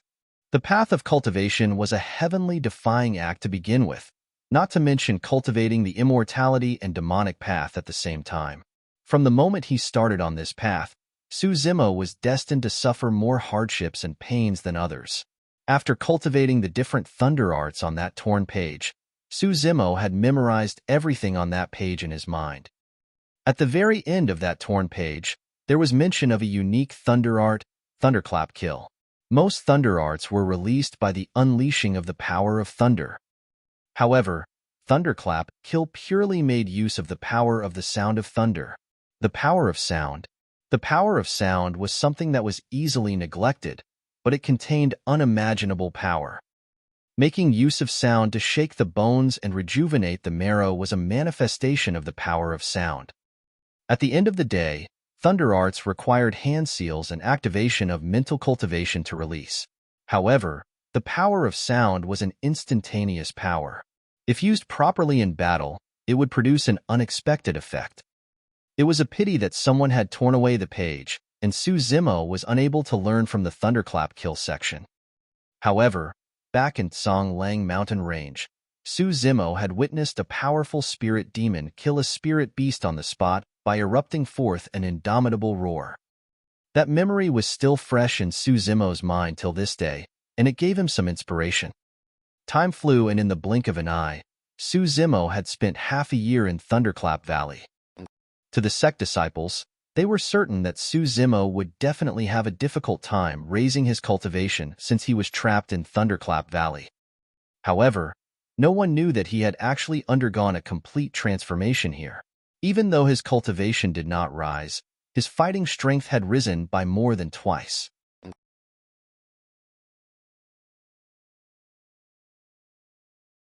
Chapter 138, Spirit Mine. Chapter 138, Spirit Mine. This day, a bright sound of a crane that even suppressed the thunderous sound of the valley echoed out. After half a year, the crane had descended in Thunderclap Valley once more. By the time it landed on the ground, it was already transformed into the red-headed beauty. Looking at Suzimo, she remarked softly in surprise, "You've succeeded?" Suzimo nodded and bowed. "It's all thanks to you, Senior." Even though she was not the one who gave him the Void Thunder Manual, Suzimo would not have been in this place if not for her help half a year ago, let alone resolve the hidden ailment in his blood through the sound of thunder. "That's right," the red-headed beauty praised. "Let's go. There's no point in staying here anymore." With that, she swept her robes and left Thunderclap Valley, bringing Suzimo with her. The wind howled in their ears, and in the blink of an eye, both of them arrived in the skies above Weapon Peak. "Go on down. Try to raise your cultivation to Foundation Establishment as quickly as possible to become an Inner Sect disciple," the red-headed beauty said. "Even though Ethereal Sword is no match for your sword formation, the real strength of Ethereal Sword does not lie in its power, but its unpredictability. First, Feng Haoyu did not manage to unleash the full power of Ethereal Sword and chose to fight you head-on. Second, he had only managed to cultivate level 1 of Ethereal Sword, Shadows." Suzimo nodded. For it to be one of the sect's 3 major secret skills, and even the foundation of one of the 5 major sects, there was no way it would be an ordinary skill. Pondering silently for a while, the red-headed beauty continued, "After becoming an Inner Sect disciple, you must not slack off. You have to raise your cultivation as quickly as possible and fight for a position as a legacy disciple so that you have the rights to learn our sect's secret skills. Other than Ethereal Sword, the other 2 secret skills are extremely important for you as well. In fact, one of them can even raise your melee combat strength by a fair bit." When he heard that, Suzimo's eyes lit up. Melee combat was his trump card. The stronger his trump card was, the more powerful he would be, and his journey through the cultivation world would be safer as well. After a few more reminders, the crane turned to leave as Suzimo descended slowly upon Weapon Peak. Weapon Peak did not change much after half a year. Around the Weapon Refinement Hall, Suzimo caught sight of a few familiar faces. Junior brother Su is back?" Shui looked at Suzimo with a bright smile and greeted him while rushing over. Some of the nearby Weapon Peak disciples looked towards Suzimo as well. After half a year, many of the Weapon Peak disciples had an improvement in their cultivation. Shui was now at the peak of perfected Qi condensation and could advance to Foundation Establishment at any time. Everyone knew that Suzimo must have suffered quite a bit in the Thunderclap Valley. As such, they did ask him about it, and merely chatted with him casually about the changes in the sect. Feng Haoyu did not wallow in despair after his defeat half a year ago. Instead, he was even more focused in his cultivation and completely gave up on supplementary skills such as weapon and elixir refinement. After becoming an Inner Sect disciple, he reached mid-stage Foundation Establishment in less than half a year. Within the Inner Sect, he was also well known and strong. A month ago, right as he entered mid-stage Foundation Establishment, Feng Haoyu defeated a late-stage Foundation Establishment senior brother and rose to fame after that fight. Even though he was only at mid-stage Foundation Establishment, there were rumors in the Inner Sect that apart from being a legacy disciple, he was already the number 1 of the Inner Sect. It would not be long before Feng Haoyu became a true legacy disciple. Even Long Ro, who also had a variant spirit root, could not match up against his terrifying cultivation speed. But of course, Long Ro was now an Inner Sect disciple as well, and as at the peak of early-stage Foundation Establishment. After chatting a little more with Shui Yi and the rest, Suzimo left and returned to his cave abode. The Spirit Tiger and Little Crane were guarding the place. The moment they caught sight of Suzimo returning, they were naturally elated. The Tiger and Crane pondered for a moment. They were going to have more elixirs in the future. The moment Suzimo sat down, the sound of clothes fluttering could be heard from the skies outside. Right after descending at the cave abode's entrance, heavy footsteps echoed out. Suzimo smiled and knew who it was immediately.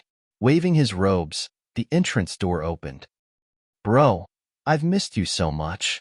Little Fatty ran over and gave Suzimo a passionate bear hug. "Bro, you're really amazing. Nothing much happened to you despite spending half a year in Thunderclap Valley. Little Fatty laughed. You aren't bad either. You're already at early stage foundation establishment. It was easy to check on Little Fatty's cultivation using the spirit peering art. Hee. Little Fatty chuckled. He saw that Suzimo was still at level 9 chi condensation and had not made any progress for the past half year. Assuming that he would feel dejected over that fact, Little Fatty comforted Suzimo. Bro, don't be discouraged. Given your endowment, it's only a matter of time before you catch up to us. Suzimo laughed. He had spent quite a lot of inferior-grade spirit stones to break through to level 9 chi condensation. If he wanted to reach perfected chi condensation, he would require even more spirit stones. However, his storage bag was empty now. Without sufficient spirit stones and perfect spirit-gathering elixirs, it was indeed not an easy task to catch up to Little Fatty and company. Sensing that Suzimo seemed to be troubled, Little Fatty thought for a moment and said suddenly, Right, bro, tomorrow, a few of us inner sect disciples are heading out for a sect mission. How about joining us to let off some steam? Inner sect mission? Suzimo shook his head. I'm only a trial disciple. How am I qualified to take part in inner sect missions? Little Fatty waved it off. Don't worry. It's nothing much for you to tag along, bro. Furthermore, pausing for a moment, Little Fatty continued mysteriously. This mission is actually rather simple, bro. You can even get some spirit stones just by tagging along. Oh. Suzimo was a little moved. Right now, he was exactly in need of spirit stones. What sort of a mission is it? Suzimo asked. A disciple out on training discovered a spirit mine outside of Linfeng City, and he's currently mining it. Because this senior brother is alone, he's worried that itinerant cultivators might covet the spirit mine. So, he requested the sect to send some cultivators to assist him and collect the mine's spirit stones back to the sect. Little Fatty winked. I've asked around in the sect. For a mission as such, even if we were to secretly keep some of the mine's spirit stones ourselves, the sect would not mind about it. Suzimo was deep in thought. Thinking that Suzimo was worried about his safety, Little Fatty laughed. Bro, don't worry. It's just an inferior-grade spirit mine, and the majority of it is inferior-grade spirit stones. Even if there are middle-grade spirit stones, they will be extremely limited. With a foundation establishment cultivator leading the way, there won't be any danger at all. Furthermore, Ethereal Sect is one of the 5 major sects of the Great Zhou dynasty. No itinerant cultivator would have the guts to try and steal a spirit mine from us. Once we arrive at Linfeng City of Qi Country, even the city lord will have to welcome us with good food and drinks. We'll stay there for a couple of days, and once the mining is complete, we just have to take the spirit stones back to the sect. All right, Suzimo agreed to it. Raising his brow, Little Fatty gave a strange smile and said, Bro, we'll meet at the front peak tomorrow morning. There's even a surprise, he.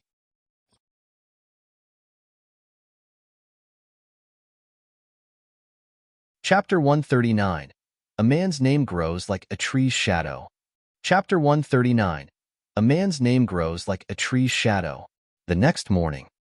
From the main peak of Ethereal Sect, for Foundation establishment cultivators rode on their flying swords, speeding towards the front peak. There were 3 men and 1 woman. Among the 4, the woman was the most eye-catching. Her shirt was white as snow, untainted by any form of dust, and her beauty was unparalleled with glistening complexion. The only thing was that she had an extremely cold gaze that seemed impenetrable to all life. That woman was Longro. Of the 3 men, one of them was rotund. He wasn't tall, but he had a chirpy face, smiling at anyone he saw in a kind manner. That was Little Fatty. One of the other 2 men was Lu Yongrong, a mid-stage Foundation establishment cultivator. Finally, there was Guanjin. Even though he was at early-stage Foundation establishment, he was well-versed in talismans and was already a Grade 2 talisman master. Both of them were suitors of Longro. Naturally, they were thick-skinned enough to head to Linfeng City on this trip with her, each hoping to win her heart against the other competitor. Sister Longro, fellow senior brothers, I've also invited a friend along with us. I hope you guys don't mind, Little Fatty chuckled and said while they were on the way. Little Fatty's social relations within the sect was pretty good, and he was quite familiar with everyone. Upon hearing it, Lu Yongrong and Guan Jin merely frowned. Even though they were displeased, they did not say anything.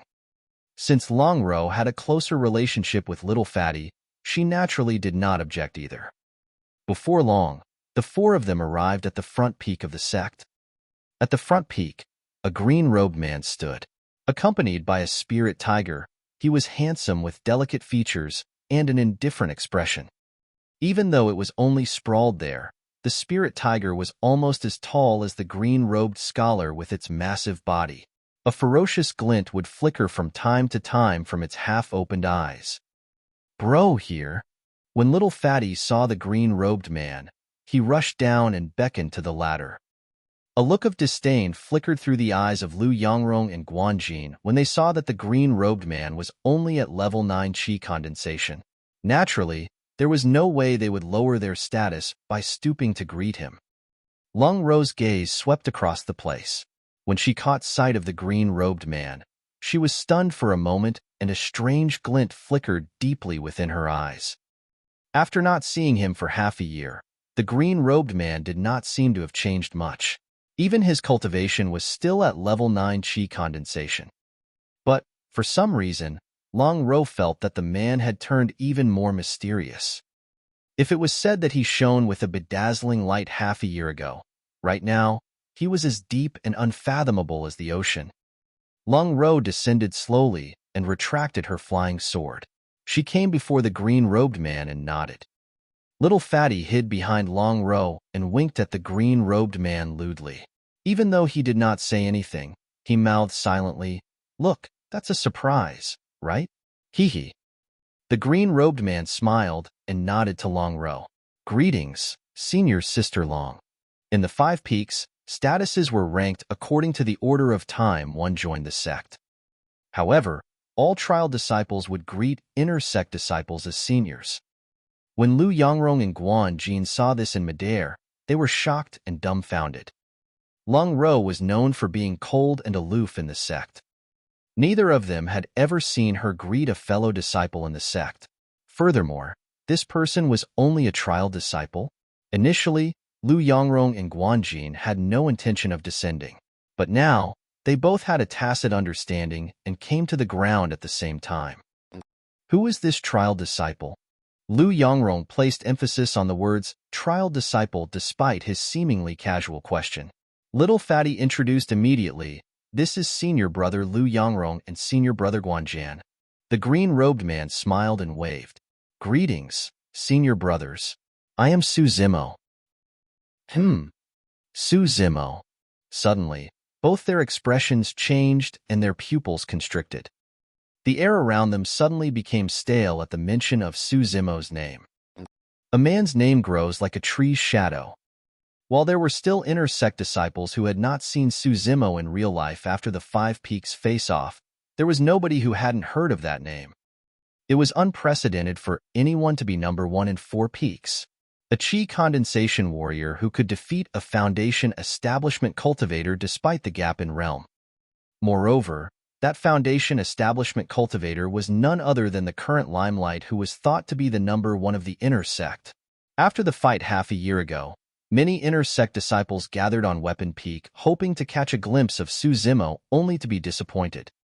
After they heard that he was locked up in Thunderclap Valley for Qi deviation, everyone merely laughed it off and stopped caring.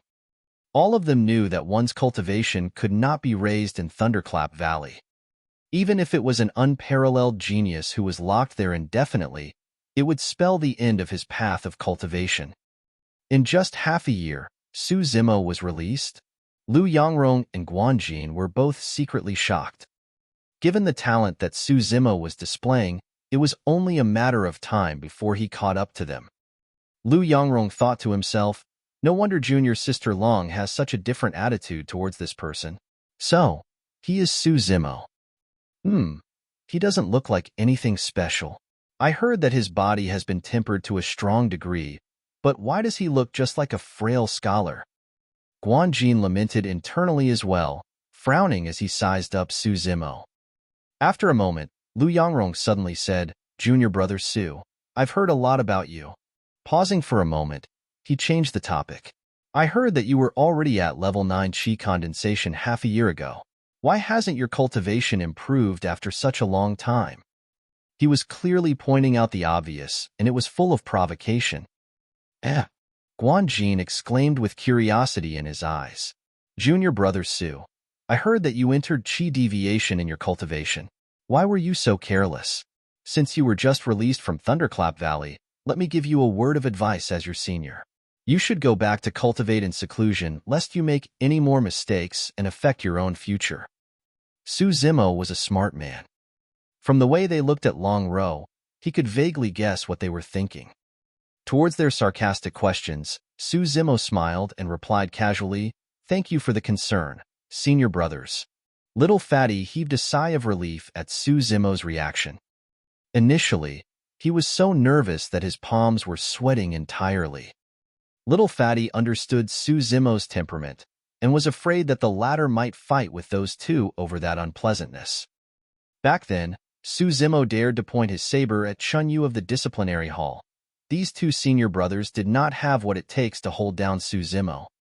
However, things were different to Su Zimo right now. Back in Spirit Peak, Chunyu was obviously biased towards Feng Haoyu, and even wanted to maim him of his cultivation despite the spirit tiger being injured. That was why Su Zimo was unable to tolerate it.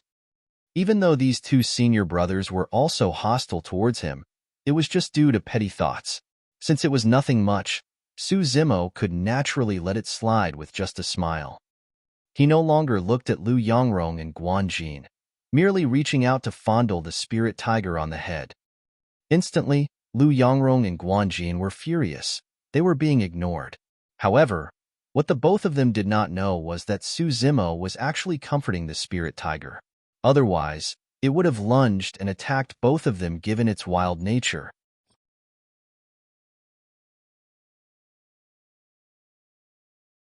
Chapter 140, Mistaken Identity.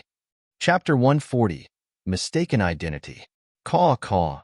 Right then, a crane cried out from not far away. Roar. Growling softly, the spirit tiger looked at Little Crane that was flying over, as if greeting it. Little Crane had always been an ethereal peak and had never left the sect.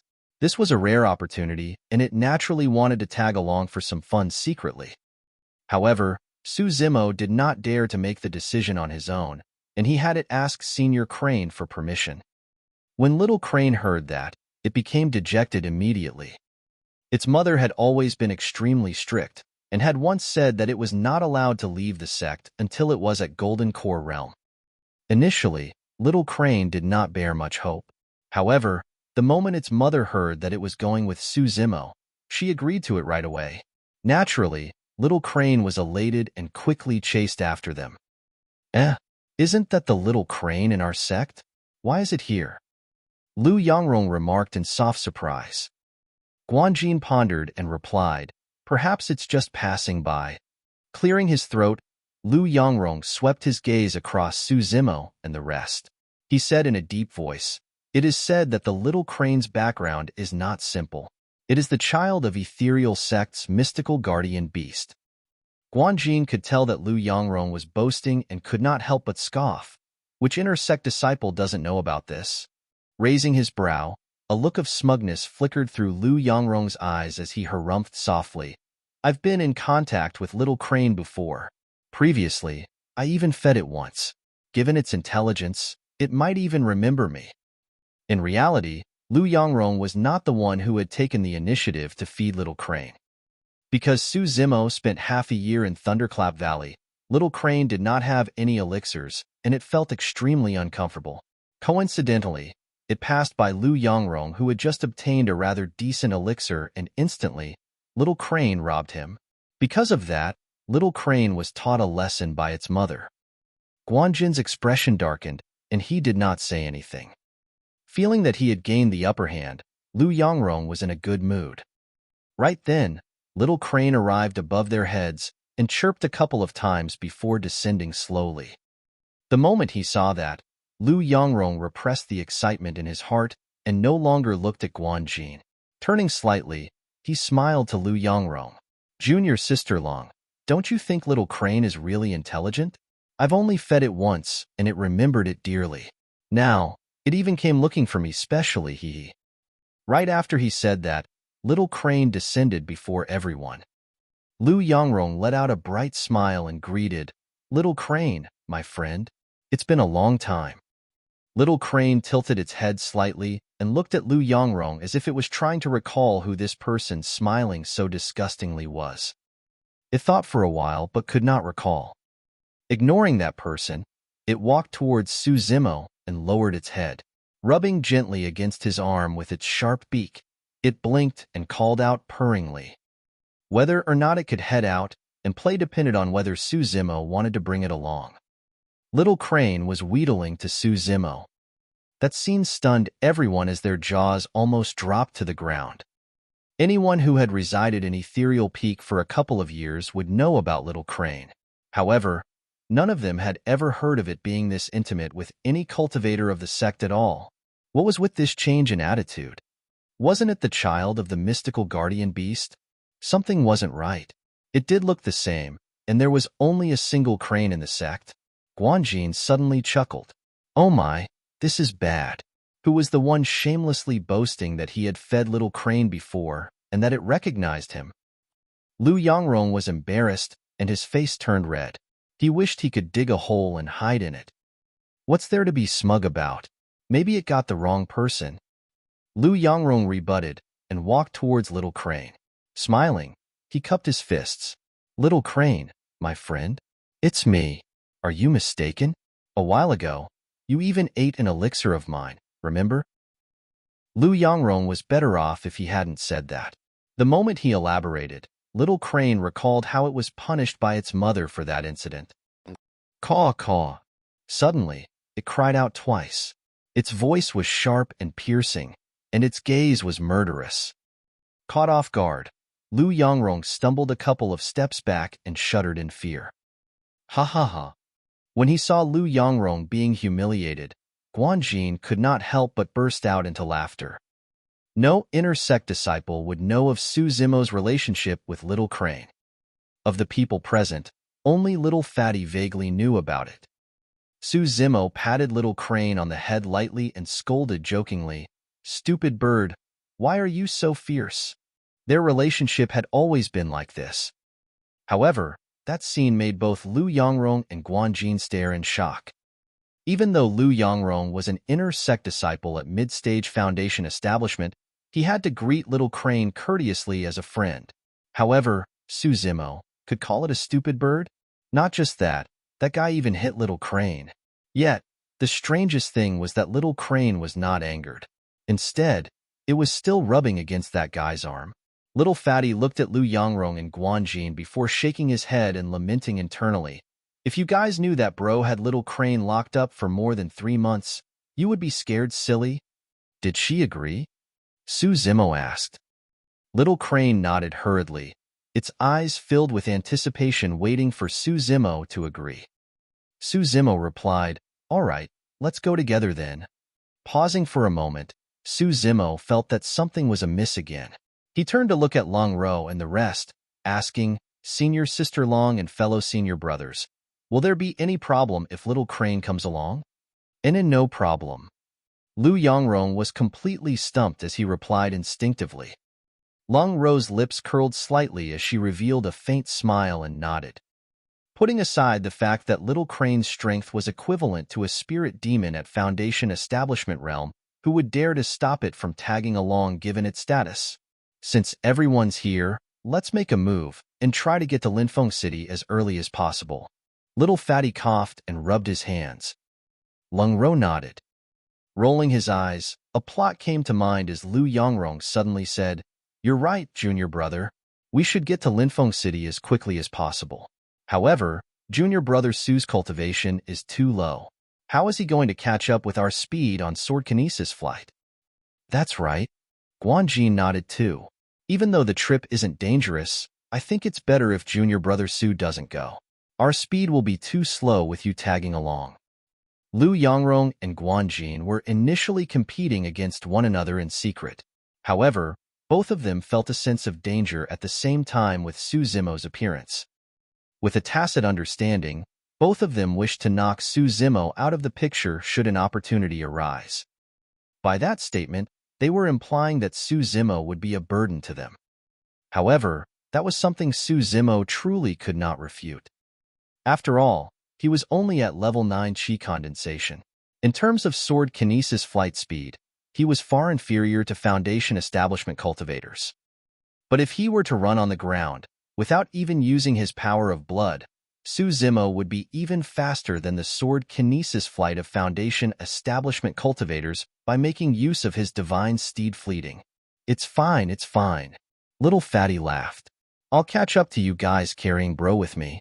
Your speed is the slowest amongst us, and you're thinking of carrying someone else? Won't you be even slower then? Guanjin frowned. Liu Yongrong smiled. How about this? Since I'm the strongest, let me carry junior brother Su. Right after he said that, Liu Yongrong even looked at Long Ro intentionally.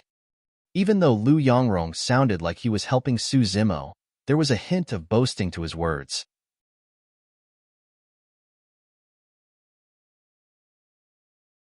Chapter 141, Dead Quiet Ancient City. Chapter 141, Dead Quiet Ancient City. The moment Little Crane heard those people looking down on Su Zimo's speed, it was displeased on the spot. It wasn't feeling unfair for Su Zimo. Instead, it was because if Su Zimo backed off and did not go, it would not be able to join him to have fun. Little Crane cried and bent down. The spirit tiger was the first to understand what was happening as it hopped onto Little Crane in a delighted manner. Little Crane's body trembled slightly, and it felt disgusted for a moment. However, it did not chase the spirit tiger away, and instead looked at Su Zimo, signaling for him to hop on as well. This time round, it wasn't just Su Zimo. Everyone understood what was happening. Little Crane wanted to carry Su Zimo on it. The speed of a Foundation Establishment Realm Spirit Demon was much faster than Liu Yongrong and the others. Furthermore, who would have imagined that the child of the mystical guardian beast would actually be willing to lower its dignity and carry a Qi refinement warrior? What kind of treatment was that? Liu Yongrong and Guanjin were both red with envy. If it was the both of them, they would have hopped on eagerly. However, Su Zimo frowned. Hesitating for a moment, he said deeply, I'm quite heavy. Are you able to carry me? Su Zimo was wearing the mystic gold silk armor which weighed a full 5 tons. If he wanted to take off the mystic gold silk armor, he would have to remove his green robes. However, that wasn't convenient with Long Ro around. Little Crane believed none of that.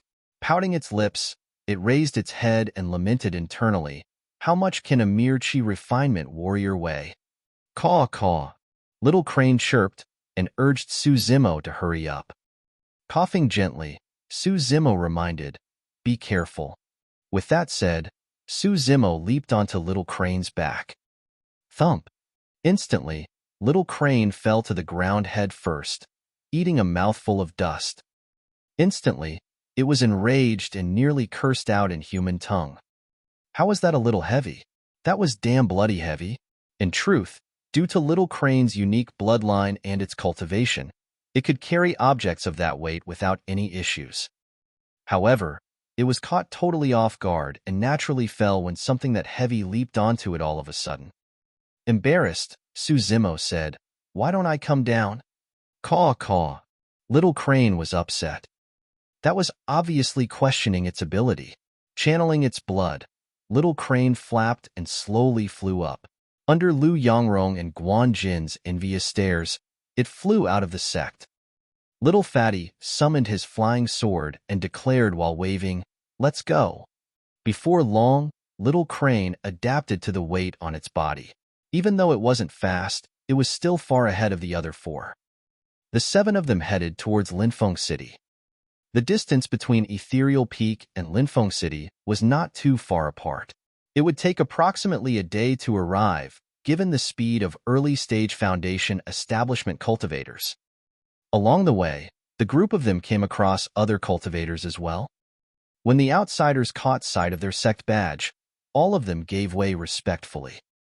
Be it itinerant cultivators or minor sects, all of them have heard of Ethereal Peak. To them, Ethereal Peak was a massive entity that no one wanted to offend. In the blink of an eye, a day had passed. Nearing dusk, an ancient city gradually appeared in front of them. That was their destination, Linfeng City. Little Crane slowed down gradually. Looking at the ancient city in the distance, Su Zimo narrowed his gaze as though in deep thoughts. Lung Ro and the others caught up from behind. Lu Yongrong walked over to Little Crane and took out an elixir from his storage bag. Smiling, he asked, "Little Crane, my friend, you must be tired, right? How about taking an elixir to replenish your energy?" Little Crane turned slightly and instantly, its eyes lit up. Reaching out, it picked up the elixir in Lu Yongrong's palm and raised its head, swallowing it in one go. When Lu Yongrong saw Little Crane consuming the elixir, he was elated. He had been extremely envious of the fact that Little Crane was willing to carry Su Zimo on its back. Being carried by a spirit demon was much more flamboyant compared to sword kinesis flight. Also, it was less tiring. Lu Yongrong coughed gently and asked, "Little Crane, my friend, how about giving me a ride so I can rest too?" Little Crane spun its head away and ignored him completely. "You, stupid." Lu Yongrong swallowed back his words. Even if Su Zimo dared to call Little Crane stupid bird, he did not have the guts.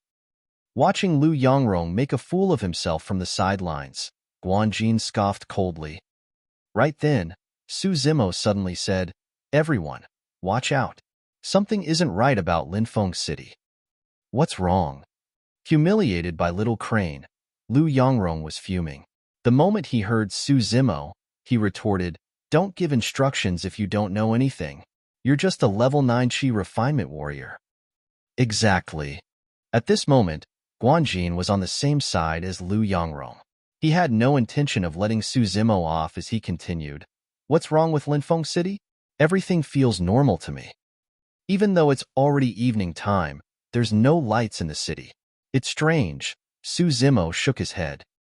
Lung Ro furrowed her brows, clearly realizing this. Lu Yongrong snorted lightly, "It's not actually night yet. What kind of lights do you want?" In a short while, all 5 of them arrived at the skies above Linfeng City and descended slowly. This time, even Lu Yongrong and Guanjin noticed something odd about the city. It was too quiet. The ancient city streets were empty without a single person. Even at dusk, it shouldn't be this quiet. It was as if the entire city was empty and everyone had disappeared, leaving it in dead silence. The 5 of them landed in Linfeng City and looked around. Shops on either side of the streets were tightly shut, as though they hadn't been open yet. The atmosphere in the ancient city was strange and even sinister. Su Zimo's nostrils flared, but he could not smell any blood. "What's going on?" Little Fatty asked with a stern expression. In theory, the city lord of Linfeng City should have prepared long ago to send someone to welcome them. Yet, there wasn't a single person to be seen in Linfeng City right now. Lu Yongrong shook his head. He gripped his flying sword tightly with a tense expression. The spirit tiger's ears flapped as it looked around, its claws digging the ground constantly with unease. Little Crane behaved the same way and flapped its wings. After pondering for a moment, Lu Yongrong made a decision and said in a low voice, "Let's go. We'll check out the city lord's residence first." His cultivation was the highest among them. Even though no one said anything, it was a silent agreement to accept him as the leader. This time round, none of them used sword kinesis flight. Apart from Su Zimo, everyone had expended a lot of spirit chi to get here. That was why they chose to walk now. Walking along the quiet streets, all 5 of them looked around and listened to everything, taking note of any activity. All of a sudden noise sounded out behind them. Instantly, Lu Yongrong felt the hair on his neck stand on end. He spun around furiously and looked back.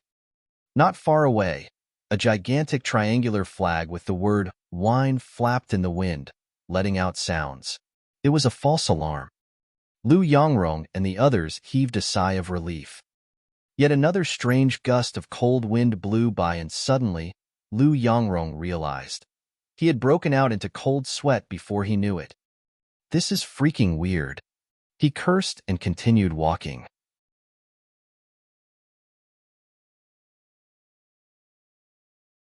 Chapter 142, Discovery. Chapter 142, Discovery. They hadn't walked far when Lu Yongrong stopped in his tracks. There were two people lying on the street not far ahead. Motionless, their faces could not be seen. One of them was holding a gong in his hand while the other had a tool. From the looks of it, they were probably the night watchmen of Linfeng City. However, why would they be here since night had yet to truly arrive? Why were they sprawled on the ground as well? Hey, night watchman, are you guys dead or alive? Lu Yongrong grabbed his flying sword. He did not rush forward and merely asked on the spot. Guan Jin scoffed coldly at the side. What could be up with an ancient city full of mortals to deserve such caution from us? Even though he said that, Guan Jin clasped a protective talisman in his hand. Heading forth, he flipped one of them over. Ah! Guan Jin exclaimed and stumbled a couple of steps back. Su Zimo and others at the back could clearly tell that the person was dead. All of them had seen dead people before. Yet, this was the first time they had seen such a horrifying death. The night watchman's face was shriveled and his skin stuck to the bones. It was as though his flesh and blood were drained, leaving only gray eyeballs that watched ahead confusedly. Even when he died, that person most likely did not know the reason why. Guan Jin heaved a deep breath of air before flipping the other person over. It was an almost identical death. It felt as though the both of them were on their way to start on the night watch when they met with bad luck and were killed on the spot without any chance of reacting at all. Su Zimo narrowed his gaze and pondered for a moment. Suddenly, he walked to a house at the side and kicked the door open before looking around inside. The people inside were already dead. Regardless of gender or age, most of them died in slumber in an almost identical manner as the two outside. By the time Su Zimo returned to the street, Lung Ro and the others came forth from the other houses with a grim expression. Their hearts were filled with lingering fear. Everyone's dead, Little Fatty gulped. Even though the 5 of them were cultivators, and there were even 4 Foundation establishment cultivators, none of them had come across anything as such. Furthermore, if they hadn't guessed wrongly, everyone in the ancient city should have most likely met with the same fates. A general picture formed in Su Zimo's mind. In the previous night, Linfeng City was peaceful and serene as ever, with most people in the ancient city asleep. As the night watchmen patrolled, bad luck descended upon them. No one was spared from it. Most people must have died in their sleep. There were at least 100,000 people residing in the city. Overnight, all of them perished. Lu Yongrong remarked grimly, "It must be done by a fiend cultivator." Yes, fiend cultivators are ruthless and unscrupulous. It's clear that their deaths were not committed by anyone on the orthodox path. Guan Jin nodded in agreement. Suddenly, Su Zimo asked, "The disciple who discovered the spirit mine near here, what did he mention in his message?" Little Fatty replied, "Nothing much. He merely mentioned discovering a spirit mine at the northern outskirts of Linfeng City. Mining had already begun, and he could be done in about 2 days. That junior brother mentioned discovering some cultivators near to the spirit mine, and he was worried that they might covet it. That's why he requested for the sect to send some Foundation establishment cultivators as reinforcements." After he replied, Little Fatty suddenly realized and asked with widened eyes, "Bro, are you going to say that the murderer of this ancient city's tragedy is after our sect's spirit mine?" "It's very likely." Su Zimo nodded. Something as such happened right after a spirit mine was discovered nearby Linfeng City. It's too coincidental. What should we do then? Should we still head to the spirit mine? Little Fatty asked. Su Zimo replied grimly, "Relay a message to the sect first telling them that a situation had arisen. You guys have expended quite a bit of spirit chi traveling here. We should recuperate before checking out the spirit mine." "Junior brother Su, you're too weak. If you're afraid, you don't have to follow us." Before Su Zimo could finish, he was interrupted by Lu Yongrong's cold scoff. Guanjin eyed Su Zimo in disdain and continued indifferently, "Junior brother Su, since you're so worried, why don't you hurry back? I've already advised you not to follow us, Fufu." Su Zimo frowned. Lung Ro suddenly said, "I agree with junior brother Su's suggestion." As she said that, she retrieved a paper crane from her storage bag and wrote a few lines of words using spirit chi. Releasing the paper crane, it flew to the skies and disappeared in the blink of an eye. When he saw that, Lu Yangrong comforted her, "Junior sister Long, don't worry. There won't be any cultivator within the great Zhou dynasty stupid enough to covet Ethereal Peak's spirit mine." "That's right," Guanjian analyzed calmly. "It's just an inferior-grade spirit mine containing mostly inferior-grade spirit stones that Foundation establishment cultivators won't be interested in. Even if anyone wanted the spirit mine, they would merely be chi refinement warriors. There's nothing to be afraid of." The spirit chi contained by inferior-grade spirit stones was not efficient in helping Foundation establishment cultivators. If Foundation establishment cultivators wanted to raise their cultivation realms, they would require middle-grade spirit stones. At Golden Core Realm, they would require superior-grade or even supreme-grade spirit stones. Although what the both of them said was logical, Su Zimo felt that things were not as simple. "Let's head to the spirit mine straight and check things out. Everything will be clear by then." Lu Yangrong waved and summoned his flying sword, leading the way. Guanjin followed closely behind. Carrying Su Zimo and the spirit tiger, Little Crane chased after them. Before long, all 5 of them arrived at the spirit mine. When they approached the pitch-dark entrance of the spirit mine, Lu Yangrong paused in his track and turned around. "I'll take the front with junior brother Guan. Because junior brother Su is the weakest, he'll stand in the middle. Junior sister Long and little Fatty will take the back." No one had any objections to that arrangement. The entrance was narrow, so Little Crane and the spirit tiger could not enter. They could only stand guard outside. Su Zimo could tell that even though Lu Yangrong seemed indifferent previously, he had now become more cautious. Summoning his flying sword, Lu Yangrong held it in front of his chest. With 2 shining spirit patterns, it was a middle-grade flying sword. The 5 of them ventured deep into the spirit mine. They did not walk far when a strange sound echoed from ahead. It was as though a large group of things were flying over, and they could only see it vaguely through red flashes.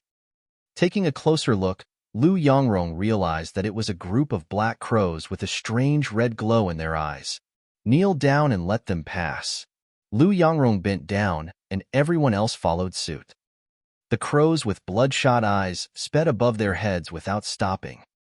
Heaving a sigh of relief, Lu Yangrong shrugged his shoulders. Pretending to be relaxed, he turned back and smiled. Puny beasts are common in places like this spirit mine. By ignoring them, we're even conserving spirit chi. Suddenly, Su Zimo's senses were alarmed as he hollered, "Watch out!" Swash! A sword beam flashed at an extremely fast speed and arrived before them in the blink of an eye.